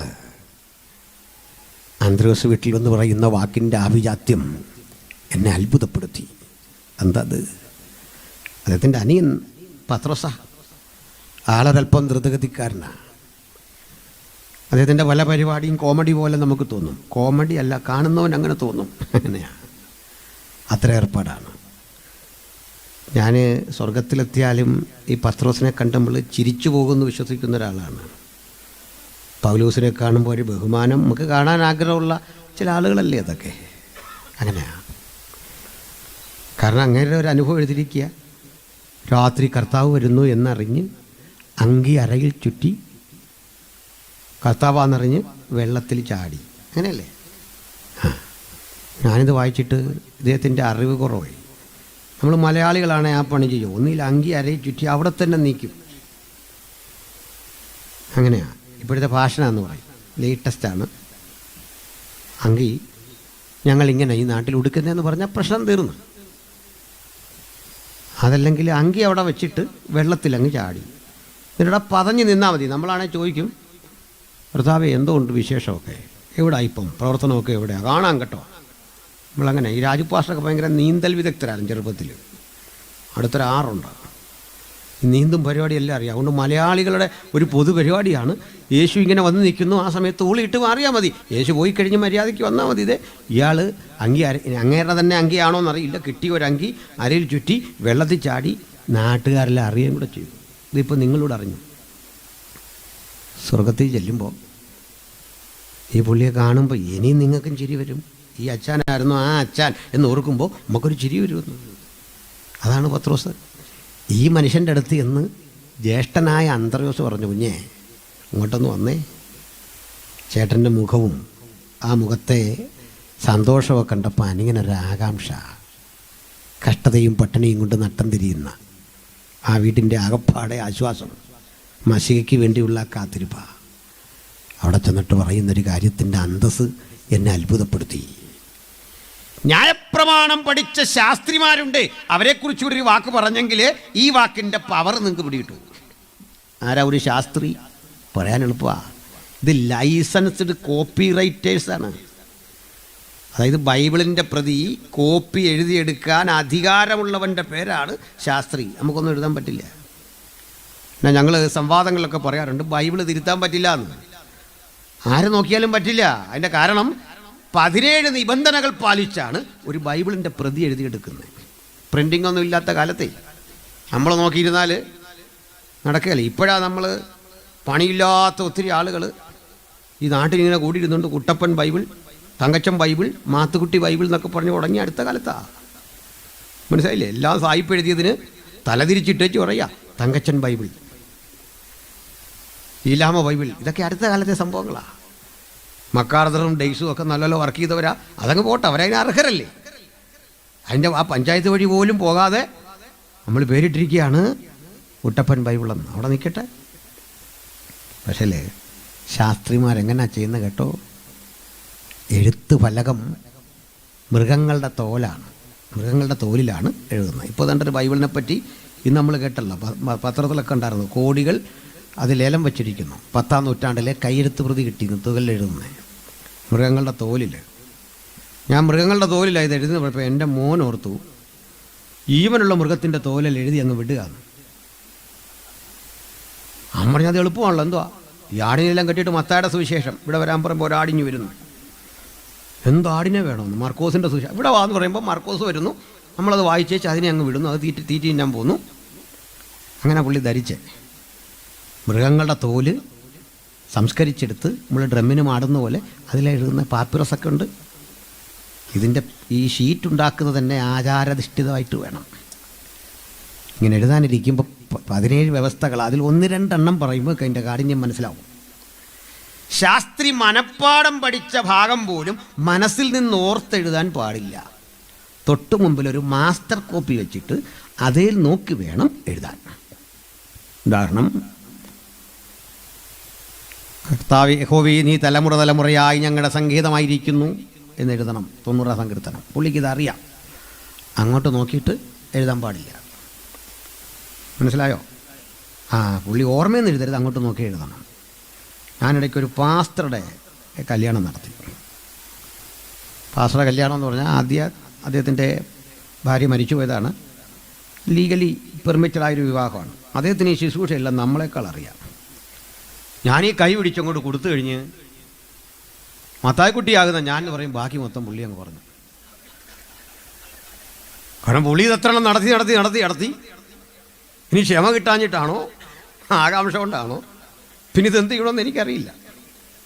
പിന്നെ അന്നേരം ഒരു പരിജ്ഞാനമൊക്കെ കിട്ടിയതുകൊണ്ട് ഒരു വിധത്തിൽ അത് കൈകാര്യം ചെയ്തു. എന്ന് പറഞ്ഞാൽ ഓർമ്മയെന്ന് ചെയ്യാൻ പാടില്ല. ഈ കാര്യം ഓർമ്മയെന്ന് ചെയ്യാൻ പാടില്ല. എന്തിന് ഇത്രയും പറയുന്നു? പണ്ടിതുപോലെ നല്ല വിശ്വാസത്തിൽ നിന്നൊരു മനുഷ്യൻ ഭൂതം പിടിച്ചപ്പോൾ ഇതിനെ ഇങ്ങനെ സത്യം ചെയ്യിച്ച് വിടുന്ന പരിപാടി വന്നപ്പോഴേക്ക് ഇതിനറിയാം ഈ സത്യം ചെയ്തു പോകാൻ. പാഷ തുടക്കം കിട്ടപ്പോഴേ ബാക്കി എല്ലാം പറഞ്ഞ് ചതങ്ങ് പോയി. കാരണം ശീലം കൊണ്ട് ഇത് പഠിച്ചു. ഇത് പറ്റില്ല ട്രാൻസ്ലേഷനില്ല, കോപ്പി എടുക്കുകയാണ്. മാസ്റ്റർ കോപ്പിയിലേക്ക് നോക്കി അതുവഴി തന്നെ എഴുതണം. അനാവശ്യമായി പോലും ഒരു കുത്തും കോമയും വരാൻ പാടില്ല. ഇനിയൊരു കാര്യമുണ്ട്, ഈ എഴുതും വഴിക്ക് ഒരു ലൈനിൽ നേരെ 13 അക്ഷരങ്ങളും ഇങ്ങോട്ടാണ് എഴുതുന്നത്. പഴയ നിയമം 13 അക്ഷരത്തിൽ കൂടുതൽ വരരുത്. ഈ വഴിക്ക് താഴേക്ക് പോയാൽ ഇങ്ങനെ 30 അക്ഷരങ്ങൾ താഴേക്ക് 60 അക്ഷരങ്ങളിൽ കൂടുതൽ വരരുത്. ഇങ്ങനെ താഴെയാകാം. ഏതാണ്ട് ഹൊറിസോണ്ടലായി 30 അക്ഷരങ്ങൾ, താഴേക്ക് 60 അക്ഷരങ്ങളിൽ കൂടുതൽ ഒരു പേജിൽ വരരുത്. അടുത്തത് 2 അക്ഷരങ്ങൾ തമ്മിലൊരു തലനാരിഴയുടെയെങ്കിലും അകലം വേണം, മുട്ടിക്കിടക്കരുത്. കണ്ണിക തിരിക്കുമ്പോഴ 13 അക്ഷരങ്ങളുടെ അകലം കണ്ണികകൾ തമ്മിൽ ഉണ്ടായിരിക്കണം. ഇനി പ്രത്യേകം ആചാരപുരസരം തയ്യാറാക്കിയ കറുത്ത മഷിയിലെ എഴുതാവൂ. ദൈവത്തിൻ്റെ പേരെഴുതുമ്പോൾ വെർജിൻ പെന്നുകൊണ്ട് എഴുതരുത്. പുതിയ പേന എടുക്കരുത്. വളരെ പൗരാണികമായ പേന കൊണ്ട് അത് എഴുതാൻ തന്നെ പേന മാറ്റി വെച്ചിരിക്കണം. അതുകൊണ്ട് അതേ എഴുതാവൂ. എലോഹീം, യാഹ്വേ, അദോനായ്, ഈ പദങ്ങൾ എഴുതാൻ പ്രത്യേകം എഴുത്തുകൊല് വേണം. ഇനിയാണ് പ്രധാനപ്പെട്ടൊരു കാര്യം. എഴുതും വഴിക്ക് എഴുത്ത് സ്ഥലം രാജാവ് സന്ദർശിക്കുന്നു എന്ന് വെക്കുക. ബഹളം കേൾക്കുന്നു, രാജകോലാഹലം കേൾക്കുന്നു. ആ സമയത്ത് തലയുയർത്തി നോക്കാനോ ഈ ശബ്ദം ശ്രദ്ധിക്കാനോ പാടില്ല. ഇവിടെ ഇരിക്കണം. മനസ്സിലായില്ലേ? നമ്മളാ ഒരു ശവടക്കോ പരിപാടി വരുമ്പോൾ മന്ത്രിക്ക് മുന്തിരി മേടിക്കുന്ന വന്നാൽ ആദ്യം എഴുന്നേറ്റ് അവിടെ നിന്ന് മാറും. എന്തിനാന്നൊരു പിടിയില്ല. മനസ്സിലായില്ലേ? മിക്ക കക്ഷികളും ഇവർ ഈ ശവസംസ്കാരത്തിനൊക്കെ വന്നൊരു ഷോ ഉണ്ട്. ആ പരിപാടി നമ്മളുടെ ആ പീക്ക് അവറിലാണ് ഇവർ കയറി വരുന്നത്. മനസ്സിലായോ? ഞാനത് മൈൻഡ് ചെയ്യല. സാറ് അവിടെ വേണം, കണ്ടോണം, പോകണം. എനിക്ക് 24 മണിക്കൂർ, നിങ്ങൾക്ക് 24 മണിക്കൂർ, എല്ലാവർക്കും ഉള്ളൂ. അല്ലേ ഇന്നലെ വരണമായിരുന്നു. ദൈവദാസന്മാർ ശുശ്രൂഷിക്കാൻ നിന്നാൽ കളക്ടർ വന്നാലും എണ്ണീക്കരുത്. പിന്നെ അവിടുന്ന് മാറില്ല, അത് തീർക്കണം. സന്തോഷമില്ലേ നിങ്ങൾക്ക്? അങ്ങനെയാ. പഠിക്കണമല്ലോ. ഇവിടെ വന്ന് ഈ അഹങ്കാരം നടക്കുമെന്നുള്ള ബോധം മാറണമല്ലോ. 2-3 ക്ലാസ് ആകുമ്പോൾ അങ്ങ് നടക്കും.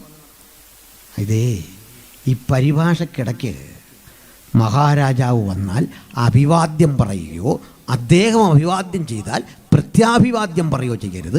കാരണം രാജാതിരാജാവിൻ്റെ ശുശ്രൂഷ ഞാൻ ചെയ്തുകൊണ്ടിരിക്കുകയാണെന്ന്. വ്യക്തത വന്നോ? ഇങ്ങനെ ഈ പുസ്തകം. ഇതിലേതെങ്കിലും ഒന്ന് തെറ്റിപ്പോയാൽ തനിക്ക് തെറ്റി എന്ന് ക്ഷമാപുരസരം ഉയരത്തിലേക്ക് നോക്കി പറയണം. എന്നിട്ട് ഈ പേപ്പർ മാറ്റി വെക്കണം.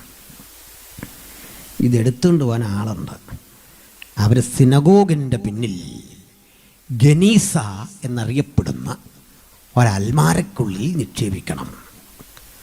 അൽമാര നിറഞ്ഞു കഴിയുമ്പോൾ ആചാരപുരസരം ഇവ പുറത്തു കൊണ്ടുവന്ന് ശവം സംസ്കരിക്കും പോലെ കുഴിയെടുത്ത് അടക്കുകയോ കത്തിച്ച് ചാമ്പലാക്കുകയോ ചെയ്യണം.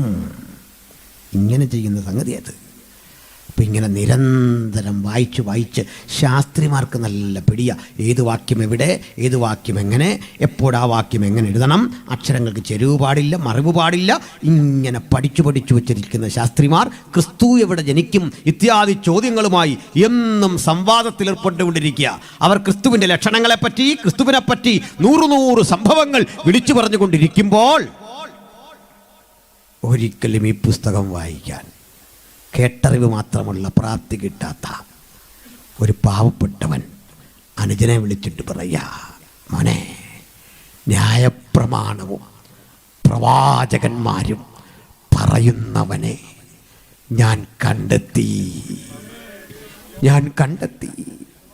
ഹൃദയം നിറഞ്ഞ ഈ വാക്കിന് മുമ്പിൽ അനിയൻ അമ്പരന്ന് ഓടി വന്നു. എന്തായി പറയുന്നത്? ന്യായപ്രമാണവും പ്രവാചകന്മാരും പറയുന്നവനെ കണ്ടെത്താൻ ഈ മനുഷ്യന് കഴിഞ്ഞതെങ്ങനാ? ഹൃദയശുദ്ധിയുള്ളവർ ഭാഗ്യവാന്മാർ, അവർ ദൈവത്തെ കാണും. ആ ഹൃദയശുദ്ധിയോടെ ആരും രാത്രി ദൈവശബ്ദം കേൾക്കാൻ കാത്തിരിക്കുന്നു. ഒരു കാര്യം ഉറപ്പ്, അവർ ദൈവത്തെ കാണും. ഈ ശബ്ദത്തിലൂടെ ദൈവത്തെ കാണും. ആ ദൈവ സാന്നിധ്യം തിരിച്ചറിയും. ഹൃദയശുദ്ധിയുള്ളവർ ഭാഗ്യവാന്മാർ. അപ്പം ന്യായപ്രമാണ പണ്ഡിതന് കഴിയാത്തത് ഈ പാവം മനുഷ്യന് കഴിഞ്ഞു. യേശുവാകട്ടെ ഈ 3 പേരെ തിരഞ്ഞെടുത്തപ്പോൾ ആ ഗ്രൂപ്പിലെടുത്തുമില്ല. നമ്മളാണെ അന്ന് തന്നെ പോയിട്ട് ഗിൽഗാൽ എന്ന് പറഞ്ഞ് വേറൊരു പ്രസ്ഥാനം തുടങ്ങും. എൻ്റെ നിന്ന മാറ്റി എന്ന് പറഞ്ഞു. ആദ്യം വന്ന ഞാനാന്നൊരു ഇതുണ്ടല്ലോ, അതുകൊണ്ട് എന്നെ എടുക്കണമല്ലോ, അതാണല്ലോ എൻ്റെ റൈറ്റ്. പക്ഷേ എത്ര പേരെ എടുത്താലും അന്ത്രോസിനകത്ത് കോംപ്ലക്സ് ഒന്നും ഇല്ലെന്നേ. അതെന്താ ഇല്ലാത്തേ? അന്ത്രോസ് പ്രസംഗിക്കുന്ന യേശുവിൻ്റെ മഹത്വം അദ്ദേഹത്തിന് അറിയാം. ഹല്ലേലൂയ. ചില കാര്യത്തിൽ തന്നെക്കാൾ കൊള്ളാവുന്നത് പത്രോസാണെന്നറിയാം. പത്രോസ് വളരുന്നതിൽ അസൂയയില്ലാത്ത ഹൃദയവിശാലതയുടെ അന്ത്രയോസ്. ഒരുപറ്റ ആളുകൾ ശമര്യക്കാരൊരിക്കൽ യേശുവിനെ കേൾക്കാൻ വന്നു. എന്താ നിങ്ങൾക്ക് വേണ്ടത്? യേശുവിനെ കേൾക്കണം, വാ. അവരെ അടുത്ത് വിളിച്ചിരുത്തി. പത്രോസിനെ വിളിച്ചിട്ട് പറയുക, നീ പ്രസംഗിക്കാൻ. എന്തേ ഉത്തരവാദിത്വം സ്വയം ഏറ്റെടുത്തില്ല? അവനൊരു കാര്യം പഠിച്ചു യോഹന്നാനിൽ നിന്ന്. യേശുവിനെ നോക്കി യോഹന്നാൻ പറഞ്ഞു, അങ്ങ് വളരേണം, ഞാനോ കുറയണം. കുറയാൻ കിട്ടുന്ന അവസരങ്ങൾ ഒട്ടും കളയാതെ യേശുവിനെ മഹത്വപ്പെടുത്തുന്ന ഒരു വലിയ മനുഷ്യൻ അന്ത്രയോസിൽ നമുക്ക് കാണാം. 5 മീനും കൊണ്ട്, ഒരു ബാലനെ കൊണ്ട് യേശുവിൻ്റെ മുമ്പിൽ നിർത്തിയിട്ട് അന്ത്രയോസ് പറയുക, ഇവൻ്റെ പക്കലുണ്ട് ഗുരോ, അവനെ ഉപയോഗിക്കുക. ആത്മാക്കളെ യേശുവിൻ്റെ അരികിലേക്ക് കൊണ്ടുവന്ന് വേണ്ടപ്പെട്ടവരെ കൊണ്ട് യേശുവിൻ്റെ പാദാന്തിയെ കൊടുത്തിട്ട് ഉപയോഗിക്കാൻ പറയുന്ന അന്ത്രയോസ് എന്ന മനുഷ്യൻ വലിയ ദാർശനികനായിരുന്നു, വലിയ കാഴ്ചപ്പാടിൻ്റെ ഉടമ. ഇനി നമുക്ക് ക്രൂശിലേക്ക് തിരിച്ചു വരണം. അതിൻ്റെ രത്നച്ചുരുക്കം ഇത്രയും കൂടി പറയട്ടെ. പഴയ നിയമത്തിൽ ക്രൂശെന്നൊരു പദമില്ല. ക്രൂശിക്കൽ യഹൂദ ശിക്ഷണ രീതിയുമല്ല. ഫിനീഷ്യർ എന്നറിയപ്പെടുന്ന ഫൊയിനിക്ക എന്നൊക്കെ നമ്മൾ മലയാളത്തിൽ വായിക്കുന്ന ഒരു സമൂഹം ക്രിസ്തുവിന് 300 കൊല്ലം മുമ്പ് ആരംഭിച്ച ശിക്ഷണ രീതിയാണ് ക്രൂശ് മരണം. ഫിനീഷ്യരിൽ നിന്ന് ഈ രീതി പേർഷ്യക്കാരും പേർഷ്യക്കാരിൽ നിന്ന് ഈ രീതി അലക്സാണ്ടർ ഗ്രീക്ക് സാമ്രാജ്യവും പിന്നെ റോമൻ സാമ്രാജ്യവും പകർത്തി. റോമിൽ ഇത് സർവ്വസാധാരണമായി മാറി. റോമിൽ സർവ്വസാധാരണമാക്കി മാറ്റിയ ആ ക്രൂശീകരണത്തിൻ്റെ മറ്റൊരു തലം കൂടി പറഞ്ഞ് വിഷയത്തിലേക്ക് വരാം. ക്രൂശിച്ച മനുഷ്യനെ ഒരു കാരണവശാലും ക്രൂശിൽ നിന്ന് നിലത്തിറക്കി കിടത്താൻ പാടില്ല. നിയമമാണ്. യേശുവിൻ്റെ കാര്യത്തിൽ ഇതൊക്കെ മാറിയിട്ടുണ്ട് കേട്ടോ. ക്രൂശിച്ച മനുഷ്യനെ ഒരു കാരണവശാലും നദിയിലൊഴുക്കി ആ ശവശരീരം നശിപ്പിക്കാൻ പാടില്ല. ക്രൂശിച്ച മനുഷ്യനെ ഒരു കാരണവശാലും തീയിൽ കത്തിക്കാൻ പാടില്ല. കാരണം ഈ 3 ശക്തികൾ റോമക്കാരുടെ ആരാധ്യ ശക്തികളാണ്. അഗ്നി അവർക്ക് ദേവൻ, ഭൂമി അവർക്ക് ദേവൻ, അതുപോലെ നദി ദേവത. ഹതഭാഗ്യനായ ഈ കുറ്റവാളിയുടെ ശരീരം ക്രൂശിൽ തന്നെ കിടക്കണം. ആകാശത്തിലെ പറവകൾ കൊത്തിവലിക്കണം. ഈ ശരീരം അങ്ങനെ നഷ്ടപ്പെടണം. ഞാനത് അടുത്ത പോയിന്റ് സംസാരിക്കുമ്പോൾ കാര്യമായി പറയാം. അതിനാവശ്യമുണ്ട്. മറ്റൊന്നുകൂടി, ആരെയാണ് ക്രൂശിക്കുന്നത് അത് പറഞ്ഞില്ല. പുരാതന റോമിൽ 2 തരം ആളുകളുണ്ടായിരുന്നു. ആകെ 3 തരം. അതിൽ 2 തരം പൗരന്മാരുണ്ടായിരുന്നു. ഒന്ന് എലീറ്റ് ക്ലാസ്സാണ്. എലീറ്റ് ക്ലാസ്സിനെ വിളിച്ചു പെട്രീഷ്യൻസ്. അതിൽ ഇടത്തരക്കാരെ വിളിച്ച പേര് പ്ലീബിയൻസ്. ഇനിയുള്ളത് ഡൂലോസ്, അടിമകളാണ്. 3 തരം ആളുകൾ. ഇതിൽ ഈ ഡൂലോസ് എന്ന പേര് നിങ്ങൾ കേട്ടിട്ടുണ്ട്. മിക്കവാറും ബൈബിൾ സ്കൂളുകൾക്കൊക്കെ ഡൂലോസ് എന്ന പേര് വരുന്നത്. എന്തുകൊണ്ടും ആ പേര് അർത്ഥവത്താണെന്നാണ് എൻ്റെ ഒരു അഭിപ്രായം. അല്ലേ? അടിമകൾ എന്ന അർത്ഥം. അപ്പോൾ ഡൂലോസ് പോട്ടെ. ബാക്കി 2 പദങ്ങൾ പെട്രീഷ്യനും പ്ലീബിയനും. ഇവരെയൊക്കെ ഓരോന്നും എടുത്ത് വിശദീകരിക്കേണ്ടതാണ്. നമുക്കതിൻ്റെ ആവശ്യമില്ല. തൽക്കാലം ഈ ഡൂലോസിനെ പറ്റി പറയാം. ഇവരംഗസംഖ്യയിൽ കൂടുതലായിരുന്നു. ഒരജമാനൻ്റെ പക്കൽ 100 കണക്കിന് അടിമകൾ. അടിമകളെ കൊണ്ട് റോമിലെ റോഡുകളും കനാലുകളുമൊക്കെ വെട്ടിച്ച ശേഷം എല്ലാ വികസന പ്രവർത്തനങ്ങളും ചെയ്തു കഴിഞ്ഞു. ഇനി പ്രത്യേകിച്ചൊന്നും ചെയ്യാനില്ല, പണിയില്ലെന്ന്. നിങ്ങൾക്കത് മനസ്സിലായില്ല? എനിക്ക് മനസ്സിലാവും. കാരണം നമ്മൾ ചിലപ്പോഴൊക്കെ ഇവിടെയൊക്കെ ദൂരെ യാത്ര ചെയ്യുമ്പോൾ കുറേ സഹോദരങ്ങൾ തൊഴിലുറപ്പുകാർ റോഡ് സൈഡിൽ നിൽക്കുന്നതാണ്. പിറ്റേ ദിവസം അവിടെ തന്നെ നിൽക്കുന്നതാണ്, വൈകിട്ടും അവിടെ തന്നെ നിൽക്കുന്നതാണ്. അവരുടെ കുഴപ്പമില്ല, പ്രോപ്പറായിട്ടൊരു ഗൈഡൻസ് വേണ്ട. അല്ല പണിയാൻ മടി ഉണ്ടായിട്ടല്ല, എന്ത് ചെയ്യണം. ഒരു പദ്ധതി ആവിഷ്കരിക്കുമ്പോൾ അതിന് കുറേ പ്ലാനിങ്ങുകൾ വേണതാ, അതിൻ്റെ അഭാവമാണ്. പിന്നെ അവരുടെ കുഴപ്പമില്ല. അപ്പോൾ പറഞ്ഞത്, റോമിലെ പണിയെടുക്കുന്ന ആളുകളെ കൊണ്ട് എന്ത് ചെയ്യിക്കണമെന്നറിയാതെ വന്നപ്പോൾ റോമക്കാർ ചെയ്തൊരു കാര്യമുണ്ട്. പണിയൊന്നും ചെയ്യണ്ട, നല്ല ഫുഡ് കൊടുക്കുക.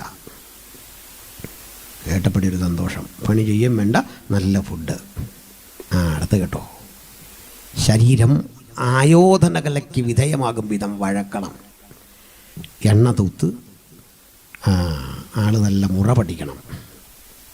എന്നിട്ടേ ഇതുപോലെ മുറ പഠിച്ച ചിട്ട പഠിച്ച മറ്റൊരു ആരോഗ്യവാനായ അടിമയുമായി ഏറ്റുമുട്ടണം. അവർ തമ്മിൽ ഏറ്റുമുട്ടി മരിക്കും വരെ ഈ പ്രോഗ്രാം തുടരണം. അത് കാണാൻ കാണികൾ വരുമ്പോൾ 2 അടിമകളുടെ യജമാനന്മാർ പന്തയം വെക്കും. എൻ്റെ അടിമ ജയിച്ചാൽ 100 പറ കണ്ടം, ഇന്ന ഇന്ന കുതിരകൾ, സ്വർണ്ണ നാണയങ്ങൾ. ഈ കലാപ്രകടനം കാണാൻ ആൾ കൂടും. അങ്ങനെ ഇരിക്കെ തങ്ങൾക്ക് പ്രിയപ്പെട്ടവരൊക്കെ തല്ലി മരിക്കുന്ന വേദനാജനകമായ കാഴ്ച ഒരു വശത്ത്. വിലപേശി വിൽക്കുന്ന പലരെയും കാണുന്നില്ല. പിന്നെ പ്രായമുള്ള അടിമകളുടെ കാര്യം വളരെ ഗതികേടായിരുന്നു. അവരെ ഒരു കപ്പലിൽ കയറ്റി ദൂരത്തുള്ള ദ്വീപിലേക്ക് പണിക്കയക്കും. പിന്നെ തിരിച്ചു വരവില്ല. അങ്ങനെ ആ പത്മോസുമൊക്കെ ഇവിടെ വീണ് മരിക്കും വരെ കൽക്കരിക്കനിയിൽ പണിയെടുക്കണം. ഇങ്ങനെ അടിമകൾ ഇത് കണ്ട് അവർക്കിടയിൽ ഒരു ക്രിമിനൽ വൽക്കരണം ശക്തിപ്പെട്ടു. തരം കിട്ടുമ്പോഴൊക്കെ തിരിച്ചടിക്കുന്ന, ആക്രമിക്കുന്ന പ്രവണത ശക്തിപ്പെട്ടു. അവർക്കിടയിൽ ഒരു സമാധാനകാംക്ഷിയായ ചെറുപ്പക്കാരനുണ്ടായിരുന്നു. അടിയും പിടിയൊന്നുമില്ല. അയാൾ ഉപദ്രവിക്കാൻ വരുന്ന പടയാളികളോട് ചോദിക്കും, എന്താ പ്രശ്നം? ഇവൻ ജോലി ചെയ്തില്ല. ഓ, ഞാൻ ചെയ്യാം അവൻ്റെ ജോലി. അങ്ങനെ ചെയ്യുന്ന വിനയാന്വിതനായ ഈ മനുഷ്യനെ നാട്ടുകാർക്ക് ഇഷ്ടപ്പെട്ടു. പ്രായമുള്ള മനുഷ്യർ അദ്ദേഹത്തെ ബഹുമാനിക്കാൻ തുടങ്ങി. സൗമ്യൻ, സുന്ദരൻ, കരുത്തൻ. പ്രായമുള്ള ആളുകളെയൊക്കെ കപ്പലിൽ കയറ്റി ദൂരേക്ക് ജോലിക്ക് കൊണ്ടുപോകുമ്പോൾ അദ്ദേഹം പറയും, അവരെ കൊണ്ടുപോകല്ലേ, അവരുടെ ഇവിടുത്തെ ജോലി ഞങ്ങൾ ചെയ്തു കൊള്ളാം. ഇത് കണ്ട് ചെറുപ്പക്കാർക്കിടയിൽ ഇദ്ദേഹത്തെ പോലെ ആകാനുള്ളൊരു പ്രവണത കൂടി. ഒരു സൽസ്വഭാവികളുടെ എണ്ണം അവർക്കിടയിൽ വളർന്നു. കുറെ കഴിഞ്ഞപ്പോൾ ഭരണകൂടം മനസ്സിലാക്കി, ഇതാ ക്രിമിനലുകൾ നല്ല മനുഷ്യരായി മാറുന്നു, അവർ യജമാനന്മാർക്ക് വേണ്ടി ജോലി ചെയ്യുന്നു, ആടുമാടുകളെ തീറ്റിപ്പോറ്റുന്നു. ആരാണിതിൻ്റെ പിന്നിലെ ബ്രെയിൻ? അയാളുടെ പേര് ചരിത്രകാരൻ രേഖപ്പെടുത്തിയിട്ടുണ്ട്, സ്പാർട്ടക്കസ്. ഇത് കേട്ടിട്ടുണ്ടാകും നിങ്ങൾ. അപ്പം അങ്ങനെയോ? പക്ഷേ റോമൻ ഭരണകൂടം എടുത്ത മറ്റൊരു രീതിയാണ്. ഇവൻ വളർന്നാലൊരപകടം, ജനം സംഘടിച്ചാലൊരപകടം. അവർ ക്രിമിനലുകളായി മദ്യപിച്ച് ഏറ്റുമുട്ടണം, അല്ലെങ്കിൽ ഭരണം കൈപ്പിടി വിട്ടുപോകും. അവരെ മാറ്റിമറിക്കണം. അതിനുവേണ്ടി അറസ്റ്റ് ചെയ്യാൻ വരിക. അറസ്റ്റ് ചെയ്യാൻ വന്ന് അടിമക്കുടിലുകളുടെ നടുവിൽ നിന്നുകൊണ്ടൊരു പടയാളി ചോദിക്കും, വിളംബരം മുടക്കിയിട്ട് ചോദിക്കും, ആരാണി സ്പാർട്ടക്കസ്? ഇറങ്ങി വരണം. സൈനികരെ അമ്പരപ്പിച്ചുകൊണ്ട് ഓരോ കുടിലുകളിൽ നിന്നും ചെറുപ്പക്കാർ തലനീട്ടി പുറത്തേക്ക് വന്നിട്ട് പറഞ്ഞു, ഞാനാണ് സ്പാർട്ടക്കസ്, എന്ത് വേണം? ഏറ്റുമുട്ടൽ ശക്തിപ്പെട്ടു. ഇതാ റോമാ ചരിത്രത്തിലെ അറിയപ്പെടുന്ന വിപ്ലവമാണ്. ഒടുക്കം അതൊക്കെ പൊളിഞ്ഞുപോയി, തകർന്നുപോയി. അതും തകർത്തത് മദ്യമായിരുന്നു. ഇന്ന് രാത്രിയും വചനം കേൾക്കുമ്പോൾ ഓർക്കണം, മദ്യത്തിനെതിരെ സർക്കാരുകളും സാമൂഹ്യ സന്നദ്ധ സംഘടനകളുമൊക്കെ ധാരാളം ബോധവൽക്കരണ പ്രക്രിയകൾ നടത്തുന്നു. ഇവിടെ അഭിമാന പുരസ്സരം ഞങ്ങൾക്കൊന്ന് പറയാം. ഈ രാജ്യത്ത് മദ്യത്തിനെതിരെ ഒരു നയം സ്വീകരിക്കാൻ, നിലപാട് സ്വീകരിക്കാൻ അർഹതയുള്ളൊരു സമൂഹമുണ്ടെങ്കിൽ ഞങ്ങൾ യേശുവിൻ്റെ അനുഗാമികളാണ്. ഞങ്ങൾ മാത്രമെന്ന് ഉറപ്പോടെ പറയും. ചില മദ്യത്തിനെതിരെ പറഞ്ഞിട്ട് മദ്യത്തെ മറ്റു വിധത്തിൽ പ്രോത്സാഹിപ്പിക്കുമ്പോൾ മദ്യമോ ഇതര ഉൽപ്പന്നങ്ങളോ പുകവലിയോ സാമൂഹ്യ തിന്മകളോ ലെവലേശം തൊട്ടു തിണ്ടാത്ത ഒരു സമൂഹം ഇന്ന് കേരളക്കരയിലുണ്ടെങ്കിൽ യേശുവിൻ്റെ അനുഗാമികളുടെ മാർഗമാണ് എന്ന് ഉച്ചത്തിൽ ഉദ്ഘോഷിക്കാൻ കഴിയുന്നതിൽ ഞങ്ങൾ അഭിമാനിക്കുന്നു. അതുകൊണ്ട് ബഹുമാനപ്പെട്ട ഭരണകൂടമേ, നിങ്ങൾ ഞങ്ങളെ തിരിച്ചറിയുക. വചനത്തിൻ്റെ ഭാഷയിൽ പൗലോസ് പറയും പോലെ പറഞ്ഞാൽ, നിങ്ങൾ ഞങ്ങളെ ശ്ലാഘിക്കേണ്ടതായിരുന്നു. ശ്ലാഘിക്കണ്ട, ഒരു യോഗം നടത്താൻ അനുമതി തന്നാൽ മതി എന്ന്. പുരസ്കാരമൊന്നും വേണ്ടെന്നേ. പോട്ടെ, ഞാൻ പറഞ്ഞതേ, ഈ കൂടെ വഴങ്ങാത്ത തീവ്രവാദികളായ രാഷ്ട്രീയ സ്വഭാവമുള്ള അടിമകൾക്ക് കൊടുക്കുന്ന ശിക്ഷയാണ് ക്രൂശ് മരണം. അതിന് അവരുടെ പേരിൽ വകുപ്പുകൾ ചാർത്തും. എന്തൊക്കെയാണെന്നറിയണ്ടേ? സ്ത്രീപീഡനം, മോഷണം, കൊല, സകല കേസും അവൻ്റെ മണ്ടയിൽ അടിക്കും.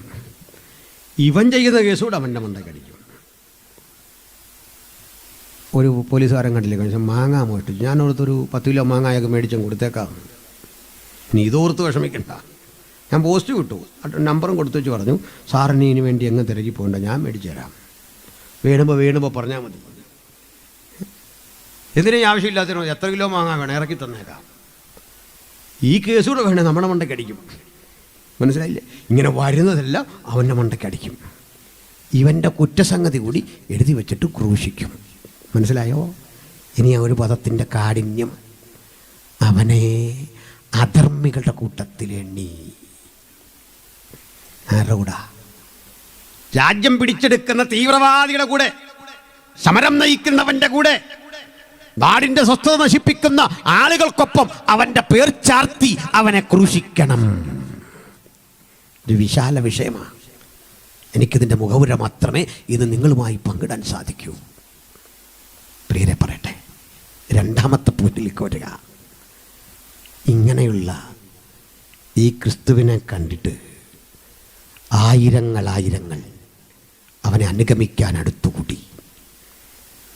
ക്രൂശിക്കപ്പെട്ട ക്രിസ്തു അത്ഭുതം ചെയ്ത ക്രിസ്തുവിനേക്കാൾ കരുത്തനായിരുന്നു എന്ന് പിൽക്കാലത്തെ ഭരണകൂടം മനസ്സിലാക്കി. കടലിൻ മീതെ നടന്നതിനേക്കാൾ, ആയിരങ്ങൾക്ക് ഭക്ഷണം പങ്കിട്ടതിനേക്കാൾ കരുത്തനാണ് ക്രൂശിൽ കിടക്കുന്നതെന്ന് ജീവിതം കൊണ്ട് തെളിയിച്ചപ്പോൾ എല്ലാ പ്രതിബന്ധങ്ങളും ക്രിസ്തു ശിഷ്യർക്ക് മുമ്പിൽ കൊണ്ടുവന്ന് അവർക്ക് നേരെ അതിശക്തമായ വെല്ലുവിളി മുഴക്കിയിട്ടും ഒന്നും രണ്ടുമല്ല, ആയിരങ്ങൾ യേശുവിനെ അനുഗമിച്ചു. അത് അനുഭവത്തിലെ ക്രിസ്തു. മോളെ ഒരു വാക്യം കൂടി വായിച്ചു. ഗലാത്യ ലേഖനം 6-ാം അധ്യായം 14-ാമത് വാക്യം. എനിക്കോ നമ്മുടെ കർത്താവായ യേശുക്രിസ്തുവിന്റെ ക്രൂശിലല്ലാതെ പ്രശംസിപ്പാൻ ഇടവരരുത്. മതി. ഞാൻ ഒരമ്മച്ചി എൻ്റെ അടുത്ത് ഒരു പ്രാർത്ഥനാ വിഷയം പറഞ്ഞു. ദൈവാസനെ, എനിക്കിത്രയൊക്കെ പ്രായമായി, ഇനിയിപ്പം രോഗശാന്തിക്കോ സൗഖ്യത്തിനോ ഒന്നും പ്രാർത്ഥിക്കേണ്ട, എനിക്ക് വേഗത്തിൽ അങ്ങ് ചെന്നാൽ മതി. നല്ല പ്രത്യാശയുള്ളൊരമ്മച്ച. ചുരുക്കത്തിൽ എനിക്ക് വേഗത്തിൽ മരിക്കണം, അതിനുവേണ്ടി പ്രാർത്ഥിക്കാൻ പറഞ്ഞു. ഞാൻ പറഞ്ഞു പ്രാർത്ഥിക്കാം. ആട്ടെ, എങ്ങനെ മരിക്കാൻ ആഗ്രഹം? ടിപ്പർ ഇടിച്ചാണോ, ക്യാൻസർ വന്നാണോ, തൈറോയ്ഡ് കൂടിയിട്ടാണോ, ശ്വാസം പെട്ടെന്ന് പറയണം പ്രാർത്ഥിക്കാൻ. അയ്യോ എനിക്ക് മരണം വേണ്ടെന്ന്. ആ കാര്യത്തോടെടുത്തപ്പോഴാണ് കളി മനസ്സിലായത്. എൻ്റെ ഭീകരതയെന്ന് പറയാനാ ഞാനിത്ര എടുത്തത്.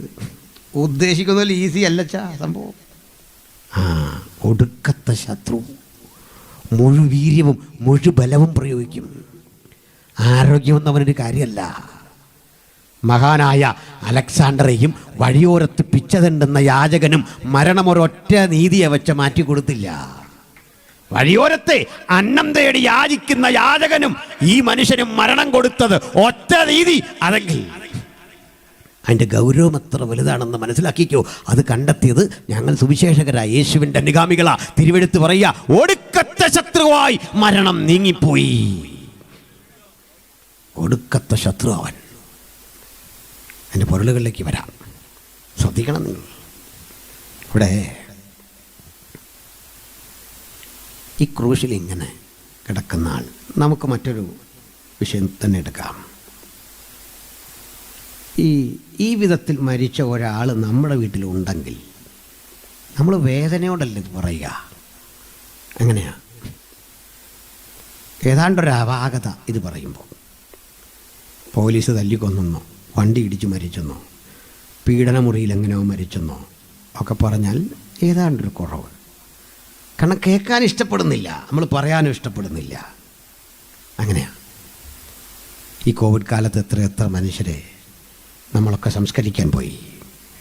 അന്ത്യനിമിഷങ്ങൾ പലരുടെയും എനിക്ക് നേരിട്ട് കാണാനുള്ള അവസരമൊക്കെ ഉണ്ടായി. ഭീകരമാണത്. ആ ബന്ധുക്കളോട് പോലും നമുക്ക് ആ നിമിഷത്തെക്കുറിച്ച് പറയാൻ വയ്യ. ഭീകരം. പക്ഷേ എല്ലാ സാമൂഹ്യ രാഷ്ട്രീയ മണ്ഡലങ്ങളിലെയും പ്രമുഖരുടെ വിടവാങ്ങൽ നമുക്ക് വേദനാജനകമാണ്, ഭാരം നിറഞ്ഞതാണ്. ഭഗത് സിംഗിൻ്റെ മരണം, ഗാന്ധിജിയുടെ മരണം, ഏത് മരണവും വേദനാജനകമാണ്. ആ മരണത്തെ മനുഷ്യരെല്ലാം കണ്ടത് ഒടുക്കത്തെ ശത്രുവായിട്ടാണ്. അവരുണ്ടായിരുന്നെങ്കിൽ എന്ന വേദനയോടെയാണ് നാം അവരെയൊക്കെ യാത്ര അയച്ചത്. പക്ഷേ കുന്തം കുത്തി വികൃതമാക്കി, ചാട്ടവാറിനടിച്ച് മാംസത്തുണ്ടുകൾ തെറിച്ചു വീണ് ചോരയിറ്റിറ്റ് വീഴുന്ന ഒരു വികൃത ശരീരം കണ്ടിട്ട് ഒരു മനുഷ്യൻ പറയാ, ഇതെനിക്ക് പ്രശംസ, ഇതൊഴിച്ചൊന്നിലും എനിക്ക് പ്രശംസയില്ല. എനിക്കോ നമ്മുടെ കർത്താവായ യേശുക്രിസ്തുവിന്റെ ക്രൂശിലല്ലാതെ പ്രശംസിക്കാൻ ഇടവരരുത്. എന്തേ പൗലോസ് അങ്ങേക്ക് ക്രൂശ് പ്രശംസയാകുന്നത്? ഉത്തരവും പൗലോസ് പറയും. ഇത് കേട്ടാൽ ഈ കർത്തൃമേശ നടത്തുമ്പോൾ ഇനി കരയല്ല. എന്താ കാര്യം? കരയുന്നതേ ഒരു നഷ്ടബോധമുള്ളത് കൊണ്ടാണ്. ക്രൂശിൽ മരിച്ചത് നഷ്ടമല്ല, അതാണ് ലാഭം, അത് മാത്രമാണ് ശ്രേഷ്ഠം. പിറവി കൊണ്ട യേശുവിനെ കാണാൻ ആരാധകരുടെ എണ്ണം കൂടി. അത്ഭുതം ചെയ്യുന്നവനെ കാണാൻ ആളുകൾ കൂടി. പക്ഷെ ക്രൂശിന്റെ ചുവട്ടിൽ ചുരുക്കം ചിലർ മാത്രമേ ഉള്ളൂ. ക്രൂശിന്റെ ശക്തി അംഗബലമല്ല, സമ്പത്തിന്റെ ബലമല്ല, ഭൗതിക വസ്തുക്കളുടെ ബലമല്ല. ഒറ്റക്കൊരുത്തൻ കിടക്കുന്ന ആ നിശ്ചയദാർഢ്യം കണ്ടിട്ട് അറിവുള്ള പൗലോസ് പറയുക, അവൻ ക്രൂശിൽ എന്താ ചെയ്തത് എന്ന് പറഞ്ഞു തരുന്നുണ്ട് നമുക്ക്. പൗലോസ് പറയാ, എടുത്തു വായിപ്പിക്കേണ്ടതാ, അവൻ ശത്രുപക്ഷത്തെ നിശേഷം നശിപ്പിക്കുക. അവിടെ അവൻ ആയുധവർഗം വെപ്പിച്ച് കീഴടക്കുക. അവിടെ ജയോത്സവത്തോടെ നമ്മെ വഴി നടത്തുക. പാപത്തിന്റെ ശക്തിയെ, ഇരുട്ടിന്റെ ശക്തിയെ ചെറുത്തു തോൽപ്പിക്കുക. എന്നിട്ട് പൗലോസ് വളരെ ആഹ്ലാദചിത്തനായി പറയുക, നമ്മുടെ കർത്താവായ യേശുക്രിസ്തു മുഖാന്തരം നമുക്ക് ജയം നൽകുന്ന ദൈവത്തിന് സ്തോത്രം. മരണാധികാരിയുടെ തല തകർത്ത് ജയമേറി മുഴക്കുന്ന ജയത്തിന്റെ ചിഹ്നമാണ് ക്രൂശ്. അതാണ് ക്രൂശിന്റെ അനുഭവം. ക്രൂശ് അനുഭവമാണ്, അഭിനയമേ അല്ല. അഭിനയിക്കുന്നവനാ ഈ ജീവിതം വിട്ട് തിരികെ പോകുന്നത്. വിളിക്കുന്ന പ്രിയപ്പെട്ടവരെ, പ്രതിസന്ധി നിറഞ്ഞ എത്രയെത്ര ഘട്ടങ്ങൾ ജീവിതത്തിൽ വന്നു. കരുത്തന്മാർ പലരും ഇട്ടിട്ട് പോയപ്പോഴും ഒറ്റയ്ക്ക് ക്രൂശിൻ്റെ ചുവട്ട് നിൽക്കുന്ന ആ തൻ്റെ ഇടമുണ്ടല്ലോ, ആ ശക്തി ഉണ്ടല്ലോ, ആ കരുത്തുണ്ടല്ലോ, അത് പൗലോസിൽ കാണാം. ഹല്ലേലൂയ. ക്രൂശൊരു അനുഭവമാണ്. ആ അനുഭവം കൂടാതെ ഒരാളും ഈ വചനം കിട്ടിയിരിക്കരുതേ. നമുക്ക് ക്രൂശിനെ ഹൃദയത്തിൽ ഏറ്റെടുക്കാം. അർത്ഥസഹിതമായ ആ തടി, ആ ദണ്ഡന സ്തംഭം, അത് അനുഭവമാണ്. ഇനി എനിക്ക് അവസാനിപ്പിക്കാതെ വയ്യ. ഈ രണ്ടാമത്തെ പോയിന്റ് തന്നെ ദീർഘമായി പറയേണ്ടതാണ്. ഞാനിത് പലതും ക്ലാസ്സുകളായി 6-7 ക്ലാസ്സുകളായി ചെയ്തിട്ടിട്ടുണ്ട് ക്രൂശിനെക്കുറിച്ച് മാത്രം. എത്ര പറഞ്ഞാലും മതിവരാത്ത വിധത്തിലെ ഒരു മഹാസാഗരം പോലെയാണ് യേശുവിൻ്റെ ക്രൂശും അനുബന്ധ സംഭവങ്ങളും. ആ ക്രൂശ് നമുക്ക് എങ്ങനെയാണ് മാർഗദർശനം നൽകുന്നത്? അത് അനുഭവമാണ്.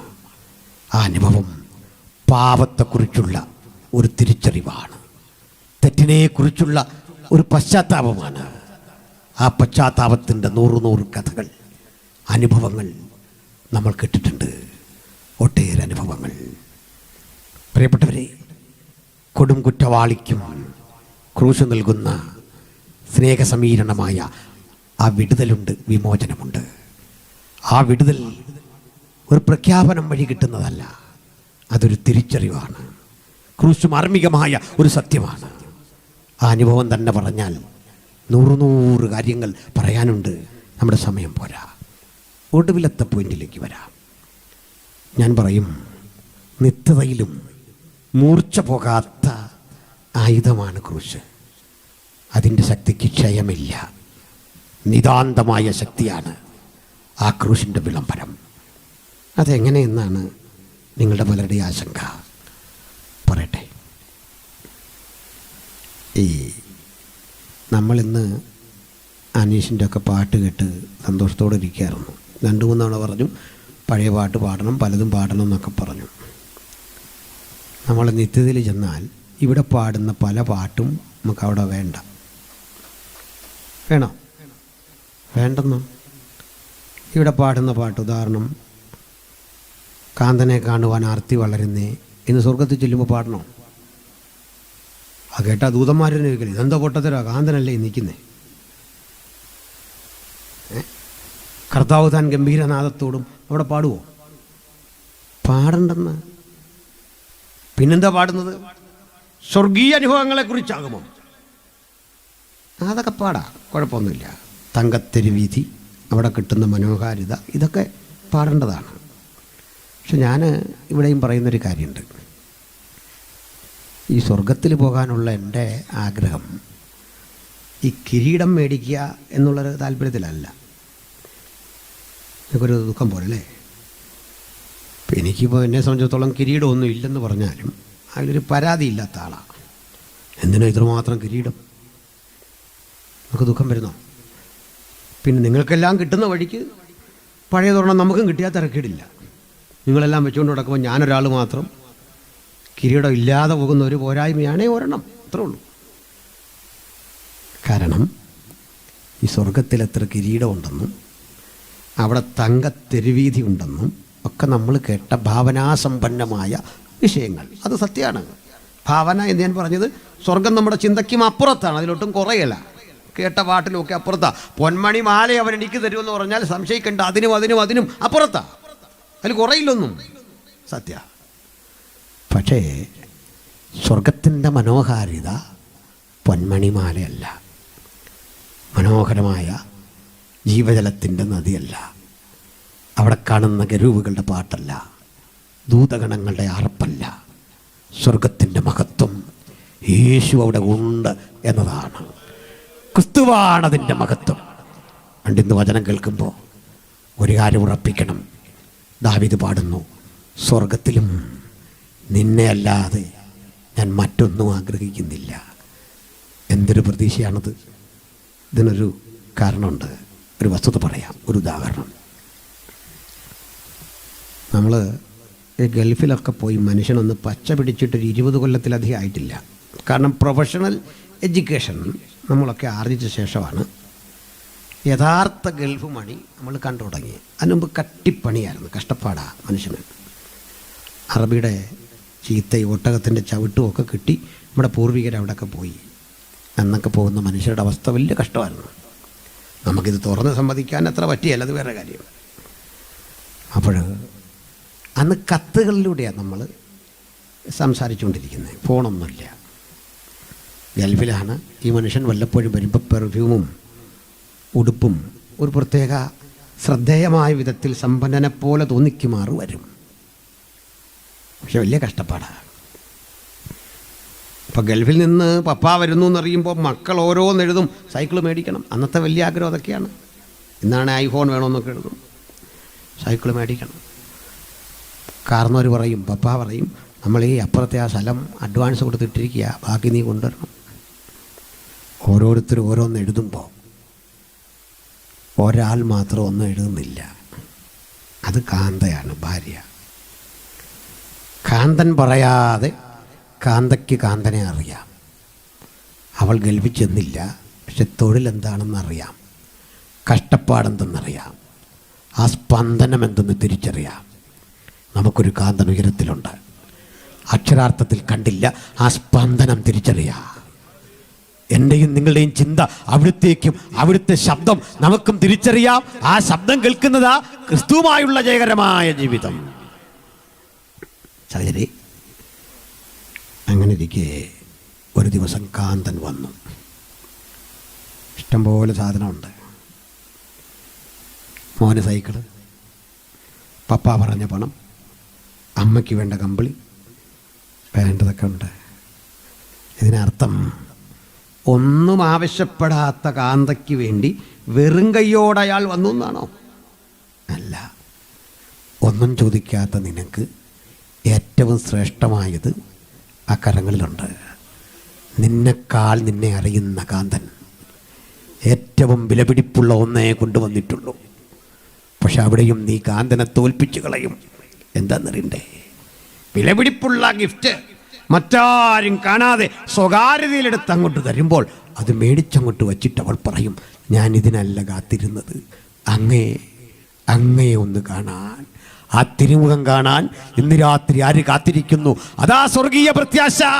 എനിക്ക് അങ്ങയെ കാണണം, അങ്ങയുടെ സാന്നിധ്യം അറിയണം. സ്വർഗത്തിൽ നിന്നെയല്ലാതെ ഞാൻ മറ്റൊന്നും ആഗ്രഹിക്കുന്നില്ല. ഇതാ സഹോദരങ്ങളെ ക്രിസ്തീയ ജീവിതത്തിൻ്റെ സുഖം.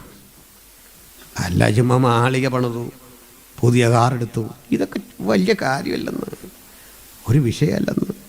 അതൊക്കെ കിട്ടട്ടെ. ഭൂമിയിൽ വെട്ടിപ്പിടിച്ച കണക്കുകളല്ല ഭക്തന്റെ ബാലൻസ് ഷീറ്റിൽ എഴുതേണ്ടത്. ക്രിസ്തുവിനെ കുറിച്ചുള്ള പ്രത്യാശയുടെ ആ തികവാർന്ന ആ മനോഭാവം ഹൃദയത്തിലെന്നും ഉയരട്ടെ. ഇനി ഞാൻ ഇത്രയും പറഞ്ഞതേ, നിത്യതയിൽ എങ്ങനെയാണ് ക്രൂശ് വർക്കൗട്ടാകുന്നത് പറയാം. നമ്മൾ ഈ ഭൂമിയിലിരുന്നു കൊണ്ട് സ്വർഗത്തെക്കുറിച്ച് പാടും, ഒക്കെ വേണം താനും. അതല്ലേ നമ്മുടെ ആശ്വാസം. സത്യത്തിൽ നമ്മളുടെ മരണവീടുകളിലെ ഒരു പ്രത്യാശ വലുതാണ്. എൻ്റെ നാട്ടിൽ അടുത്ത കാലത്ത് ഒരു രാഷ്ട്രീയ പാർട്ടിയുടെ സംസ്ഥാന സെക്രട്ടറി മരിച്ചു. ജോർജ് കുട്ടിച്ചാൻ്റെ എൻ്റെ നാടൊരു സ്ഥലമാണ്. ഞാൻ ചോദിച്ചു, ഇന്നാൾ മരിച്ചു പോയോ? ഇല്ല, ഞാൻ പോയായിരുന്നു. അവിടെ വലിയ രാഷ്ട്രീയ പ്രമുഖരൊക്കെ വന്നു. ക്ഷമിക്കണം, ആ സ്ഥലം കാണണം. അദ്ദേഹത്തിൻ്റെ ഒരു ബ്രദർ ഒരു ഡോക്ടറാണ്,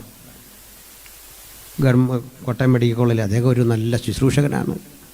ഞാനും ബാസൽ ലാസറി മാത്യുവും എബി സാറും ഒക്കെ ആ വീട്ടിൽ ക്ലാസ് എടുക്കുന്നുണ്ട്. അദ്ദേഹം എന്നെ വിളിച്ചു, ജ്യേഷ്ഠൻ മരിച്ചു, കാണാൻ ചെല്ലുകയാണ്. പക്ഷെ ഒരു ചൈതന്യമില്ല, സന്തോഷമില്ല. ഇതേ സമയത്ത് ഭക്തൻ മരിച്ചാലൊരു വ്യത്യാസമുണ്ട്. അതിൻ്റെ ഒരു ഉദാഹരണം പറയുമ്പോൾ മനസ്സിലാകും. ഒരിക്കൽ അടുത്തടുത്ത് 2 പ്രൊഫസർമാർ താമസിച്ചിരുന്നു. ഈ പ്രൊഫസേഴ്സ് ഒരാൾ എത്തിസ്റ്റായിരുന്നു, ഒരാളൊരു ദൈവമകനായിരുന്നു. അവർ തമ്മിൽ പിണക്കൊന്നുമില്ല, നല്ല സൗഹൃദം. രണ്ടാൾക്കും കുട്ടികളുണ്ടായിരുന്നു, അവർ കൂട്ടുകാരായിരുന്നു. ഈ കുട്ടികൾ അങ്ങനെ ഇരിക്കെ ഒരു പിക്നിക്കിന് പോയ വഴിക്ക് 2 പേരും മരിച്ചു.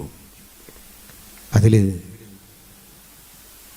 ഈ എത്തിസ്റ്റിൻ്റെ കുട്ടിയും ദൈവമനുഷ്യൻ്റെ കുട്ടിയും അടുത്തടുത്ത കല്ലറകളിൽ അവരെ സംസ്കരിച്ചു. എത്തിസ്റ്റ് വളരെ ഫിലോസഫിക്കലായി കുറേ വീടുകൾ കുറിച്ചു. വിക്ടോറിയ, നീ എനിക്കില്ലായിരുന്നു, നിന്നെ എനിക്കറിയില്ലായിരുന്നു. ജീവിതയാത്രയിൽ നീ ഇടയ്ക്ക് വെച്ച് എനിക്കൊപ്പം കൂടി. ഞങ്ങളുടെ യാത്രയുടെ ഇടയിൽ വെച്ച് നീ പോയി, അത് സ്വാഭാവികം, ഞാനത് തിരിച്ചറിയുന്നു. രസകരമായ പ്രയോഗം. പക്ഷെ ദൈവമനുഷ്യൻ തൻ്റെ മകളുടെ കല്ലറയിൽ എഴുതി, ബാല മരിച്ചിട്ടില്ല, ഉറങ്ങുകയത്രേ. ഇതാണ് വ്യത്യാസം. നിത്യതയെക്കുറിച്ച് നമ്മൾ പാടും, നമുക്ക് പ്രതീക്ഷകളുണ്ട്, സ്വർഗീയ അനുഭവങ്ങളെക്കുറിച്ച് പാടും. മരണവീട്ടിലെ നമ്മുടെ പാട്ടുകളൊക്കെ നമ്മെ അക്ഷരാർത്ഥത്തിൽ നിത്യതയിൽ കൊണ്ടെത്തിക്കുന്ന അനുഭവങ്ങളാണ്. എന്നാലേ ഈ സ്വർഗത്തിലെ പാട്ടെന്താ? സ്വർഗത്തിലൊരിക്കലും സ്വർഗത്തെക്കുറിച്ചല്ല പാട്ട്. സ്വർഗത്തിലൊരിക്കലും സ്വർഗീയമായ ആ ദാനങ്ങളെ ചൊല്ലിയൊന്നുമുള്ള കാര്യങ്ങളല്ല പാട്ട്. സ്വർഗവും പ്രകീർത്തിക്കുന്നത് ഭൂമിയിൽ നടന്ന ഒരു സംഭവത്തെ ചൊല്ലിയുള്ള പാട്ടാണ്. ദൂതഗണങ്ങളും അത്ഭുതചിത്തരായി പാടുന്ന പാട്ട് ക്രൂശീകരണത്തെ പറ്റിയാണെന്ന്. മനസ്സിലായോ? ഈ മോള് വായിക്കും. വെളിപ്പാട് പുസ്തകം 6-ാം അധ്യായം 5 മുതൽ വായിച്ചു മോളെ. 3-ാം മുദ്ര പൊട്ടിച്ചപ്പോൾ വരിക എന്ന് 6-ന്റെ 5 മുതൽ. 3-ാം മുദ്ര പൊട്ടിച്ചപ്പോൾ വരിക എന്ന് 3-ാം ജീവി പറയുന്നത് ഞാൻ കേട്ടു. അപ്പോൾ ഞാൻ ഒരു കറുത്ത കുതിരയെ കണ്ടു. 5-ന്റെ 6, മിസ്റ്റേക്ക് ഇസ് മൈൻ, സോറി.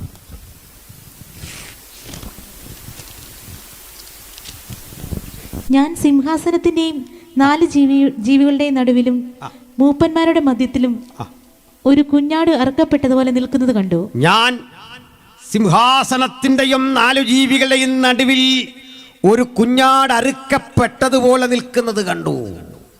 ഈ അറുക്കപ്പെട്ട കുഞ്ഞാടിനെ സ്വർഗത്തിലും ഇങ്ങനെ പ്രദർശിപ്പിക്കാൻ എന്താണ് കാരണം? സ്വർഗത്തിൻ്റെയും മഹത്വം. അവൻ ക്രൂശിക്കപ്പെട്ടു എന്നതാണ്. ക്രൂശാണ് സ്വർഗത്തിലും പ്രകീർത്തിക്കപ്പെടുന്ന ശക്തി. അറുക്കപ്പെട്ടതുപോലെ അവൻ നിൽക്കുന്നു. അടുത്തത്, സർവ്വഭൂമിയിലേക്കും അയച്ചിരിക്കുന്ന 7 ദൈവാത്മാക്കളായ 7 കണ്ണുമുണ്ട്. കുഞ്ഞാടിന് ഇതെടുത്ത് വിശദീകരിക്കേണ്ടതാണ്. ഇനി നമുക്ക് 11-ാം വാക്യം കൂടെ വായിക്കാം, അതേ അധ്യായം. പിന്നെ ഞാൻ ദർശനത്തിൽ സിംഹാസനത്തിന്റെയും ജീവികളുടെയും മൂപ്പന്മാരുടെയും ചുറ്റിലും ഏറിയ ദൂതന്മാരുടെ ശബ്ദം കേട്ടു. അവരുടെ എണ്ണം 10,000, 10,000, 1,000 അവർ അത്യുച്ചത്തിൽ അറുക്കപ്പെട്ട കുഞ്ഞാട് ശക്തിയും ധനവും ജ്ഞാനവും ബലവും ബഹുമാനവും മഹത്വവും സ്തോത്രവും ലഭിപ്പാൻ യോഗ്യൻ എന്ന് പറഞ്ഞു. മതി.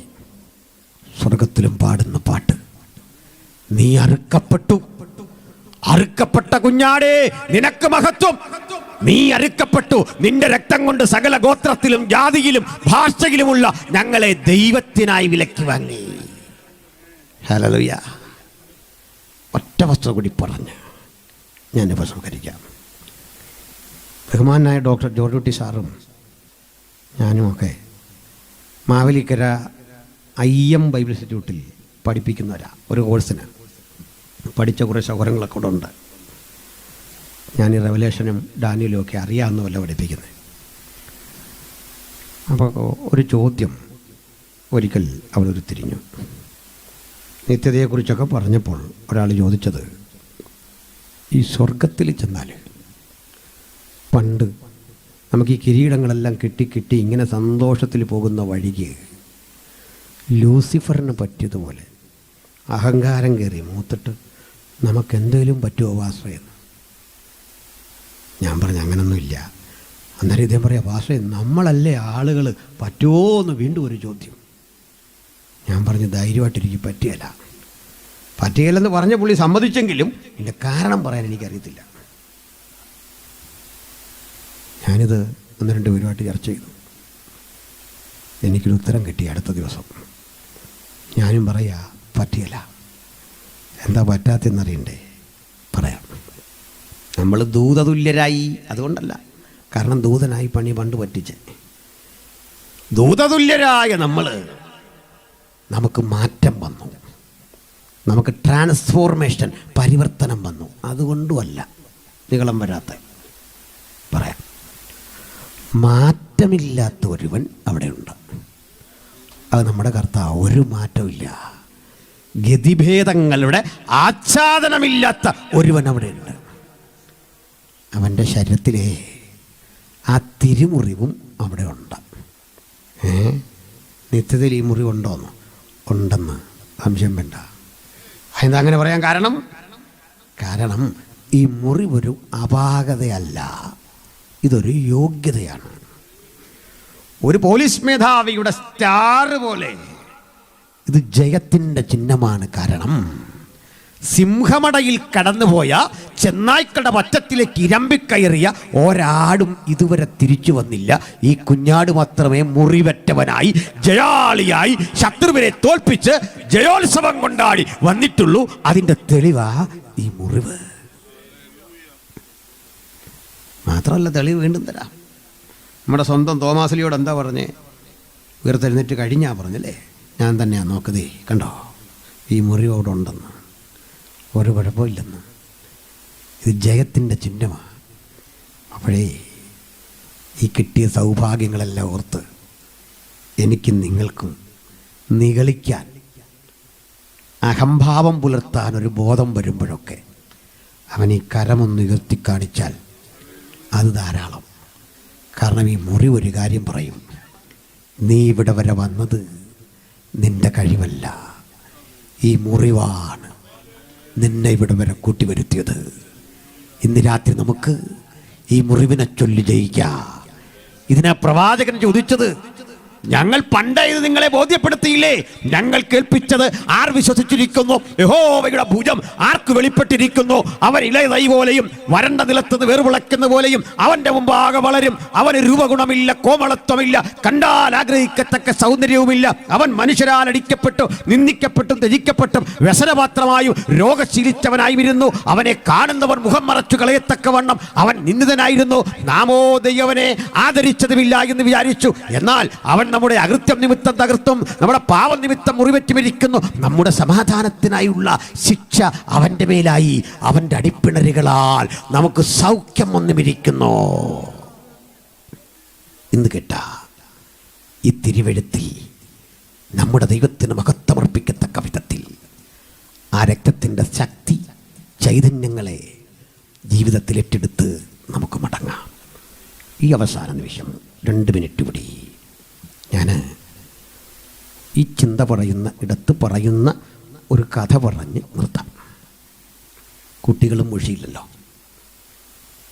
അപ്പോഴാ ക്രൂശിൻ്റെ മഹത്വം പൂർണ്ണമാകും. വിശ്വവിഖ്യാതനായ വില്യം ഷേക്സ്പിയറുടെ മാക്ബത്ത് എന്ന ഡ്രാമ, അത് പഠിക്കാത്തവരാരും ഉണ്ടാവില്ല, പഠിക്കാത്തവരും കേട്ടോ.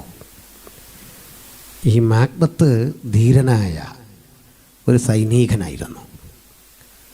മാക്ബത്തിൻ്റെ ഭാര്യ ലേഡി മാക്ബത്ത് ഒരു ദിവസം രാജാവിനെ മാക്ബത്ത് തൻ്റെ വീട്ടിലേക്ക് വിരുന്നിന് ക്ഷണിച്ചു. ഭക്ഷണമൊക്കെ കഴിച്ചു. തദനന്തരം വിരിച്ചൊരുക്കിയ മനോഹര മാളിക മുറിയിലെ മുകളിലേക്ക് മാക്ബത്ത് രാജാവിനെ കൊണ്ടുവന്നു. രാജാവ് അകത്ത് കിടന്നു. മാക്ബത്ത് പറഞ്ഞു, പ്രഭു ശാന്തമായി ഉറങ്ങുക. ഇവിടെ വന്നൊരു ശത്രുവും അങ്ങയുടെ പ്രാണനെ വെല്ലുവിളിക്കാതെ അങ്ങയുടെ ശയനമുറിക്ക് മുമ്പിൽ ഞാൻ മൂർച്ചയേറിയ വാളും കൊണ്ട് കാത്തു നിൽക്കും. രാജാവ് പറഞ്ഞതൊന്നും വേണ്ട, എൻ്റെ കൊട്ടാരത്തെക്കാൾ സുരക്ഷിതമാണ് നിൻ്റെ വീട്. മാക്ബത്തിൻ്റെ വീട്ടിൽ ഞാൻ കിടക്കുന്നു എന്നറിഞ്ഞാൽ നിൻ്റെ പേര് മാത്രം മതി അവനെ ഭയപ്പെടുത്താൻ. ഇവിടെ ആരും വരില്ല. You go and take rest. Macbeth തന്നെ പ്രശംസിച്ച വാക്ക് കേട്ട് സന്തോഷചിത്തനായി താഴേക്ക് ചെല്ലുമ്പോൾ തൻ്റെ ഭാര്യ നിൽക്കുന്നു. മുഖത്തെ സന്തോഷം കണ്ടിട്ട് മാക്ബത്തിനോട് അവൾ ചോദിച്ചു, അങ്ങ് പതിവിലും സന്തോഷവാനാണല്ലോ, എന്തു പറ്റി? അതെ, 1000 പാരിതോഷികങ്ങളെക്കാൾ വിലപിടിപ്പുള്ളൊരു വാക്ക് എൻ്റെ ധീരതയെപ്പറ്റി രാജാവ് പറഞ്ഞു. ഓ, അങ്ങനെയോ? കൊള്ളാം. നീ ധീരൻ തന്നെ, സംശയമില്ല. നീ കരുത്തൻ തന്നെ, സംശയമില്ല. പക്ഷെ ഒരു ചോദ്യം എനിക്ക്, നിൻ്റെ രാജാവാണോ നീയാണോ കരുത്തൻ? സംശയിക്കണ്ട, എൻ്റെ രാജാവ് തന്നെയാണ്. ഓ, നിനക്ക് രാജാവിനോടാണോ ഇഷ്ടം, എന്നോടാണോ ഇഷ്ടം? ഒരു ചിന്താക്കുഴപ്പമുണ്ടായില്ല. അയാൾ പറഞ്ഞു, എനിക്ക് നിന്നോട് തന്നെയാണ്. അതാ ശരി, ശരിയും അതാണല്ലോ. അങ്ങനെയോ? അതെ. ഉറപ്പാണോ? അതെ. ഒടുക്കം പറഞ്ഞു, അങ്ങനെയെങ്കിൽ എനിക്കൊരാവശ്യമുണ്ട്, നടത്തി തരുമോ? അയാൾ പറഞ്ഞു, നടത്തിത്തരാം. ഉറപ്പല്ലേ? അതെ. എന്താണ് വേണ്ടത്? ഇന്ന് രാത്രി നീ രാജാവിനെ കൊല്ലണം. ഇന്ന് രാത്രി നീ രാജാവിനെ കൊല്ലണം. എന്നിട്ട് നീ രാജാവാകണം. നിന്റെ വലതുഭാഗത്ത് പട്ടമഹിഷിയായി, രാജ്ഞിയായി ഞാനിരിക്കും. മാക്ബത്ത് എത്ര ശ്രമിച്ചാലും നിനക്കല്ലെങ്കിൽ രാജാവാകാനാവില്ല. ഇതിനപ്പുറത്തൊരു പ്രമോഷനുമില്ല. മാക്ബത്ത് ജീവിതം എൻജോയ് ചെയ്യാനുള്ളതാ. അയാൾ പറഞ്ഞു, ആകാശത്ത് പുഞ്ചിരിച്ചു നിൽക്കുന്ന അമ്പിളിമാമനെയും ഞാൻ നിനക്ക് പിടിച്ചു തരും. പറയൂ. പക്ഷെ ഇത് സാധിക്കില്ല. ഉറപ്പാണോ? ഉറപ്പാ. അവൾ പറഞ്ഞു, മാക്ബത്ത്, 100 കണക്കിന് യുവാക്കൾ എൻ്റെ സൗന്ദര്യം കാത്തു നിന്നിട്ടും നിന്നെപ്പോലൊരാളെ ജീവിതത്തിൽ സ്വീകരിച്ചത് നിന്റെ കരുത്ത് കണ്ടിട്ടാ. 1000ങ്ങളുടെ തല കൊയ്ത നിന്റെ കയ്യ് ആ രാജാവിൻ്റെ പ്രാണനെ സംരക്ഷിക്കാനായിരുന്നു. പക്ഷെ ഇന്നെൻ്റെ ആവശ്യം ആ രാജാവിനെ നീ കൊല്ലണം. നടക്കില്ല. വേണ്ട. എൻ്റെ പ്രണയം കാത്ത് 100 ചെറുപ്പക്കാർ ഇതാ കാത്തു നിൽക്കുന്നു. ഞാൻ പോയേക്കാം. അവൾ വാരിക്കെട്ടി നടന്നു പോകാൻ തുടങ്ങാൻ രാത്രി. മാക്ബത്ത് പറഞ്ഞു, പോലെ നീ എന്താ വിവേക പറയുന്നത്? അവൾ പറഞ്ഞു, പോകില്ല. ഒറ്റ ഉറപ്പ്, വേറെ ഓപ്ഷനില്ല. ഒറ്റ ഉറപ്പ്. പറയൂ. എനിക്ക് വേണ്ടി നീ ഈ കാര്യം ചെയ്യുമോ? ഇല്ലെങ്കിൽ ഇനി തിരിയില്ല. വിളിക്കരുത്. വിളിച്ചിട്ടും വിശേഷമില്ല. ഒടുക്കം അവനൊന്ന് സംശയിക്കുന്ന കണ്ടപ്പോൾ അവൾ പറഞ്ഞു, മാക്ബത്ത്, വേഗം വേഗം വേഗം, മാക്ബത്ത് പ്ലീസ്. ഒടുക്കം സമ്മർദ്ദങ്ങൾക്ക് വഴങ്ങി ആ പ്രലോഭനം അയാളെ കീഴടക്കി. അവൾ സന്തോഷചിത്തയായി ഓടിക്കടന്ന് അറയിൽ നിന്നൊരു വാളെടുത്ത് മാക്ബത്തിൻ്റെ കയ്യിൽ കൊടുത്തിട്ട് പറഞ്ഞു, പെട്ടെന്ന് പെട്ടെന്ന് പോയിട്ട് വരൂ. മാക്ബത്ത് ഉടവാൾ തിരിച്ചും മറിച്ചും നോക്കി. മുകളിൽ ചെന്നു. പതുക്കെ കതക് തുറന്നു. പാതിമാത്രം താഴ്ത്തിയ ശരറാന്തലിൻ്റെ വെളിച്ചത്തിൽ രാജാവ് ഉറങ്ങുന്നു. പള്ളിയുറക്കം കൊള്ളുന്ന രാജാവിൻ്റെ മുറിക്കുള്ളിൽ വിറയാർന്ന കാലുകളോടെ, വിറയാർന്ന കരങ്ങളോടെ മാക്ബത്ത് അകത്ത് കിടന്നു. വെട്ടാൻ വയ്യ. 100 പേരെ തലകരിഞ്ഞ പാരമ്പര്യമുണ്ട്. പക്ഷെ വയ്യ. എങ്ങനെ വെട്ടും? പേരും പെരുമയുമില്ലാത്ത എനിക്ക് വില തന്ന രാജാവിനെ, പദവി തന്ന രാജാവിനെ, ഇത് അനീതിയാ. പക്ഷെ വയ്യ. അവൾ പോകും.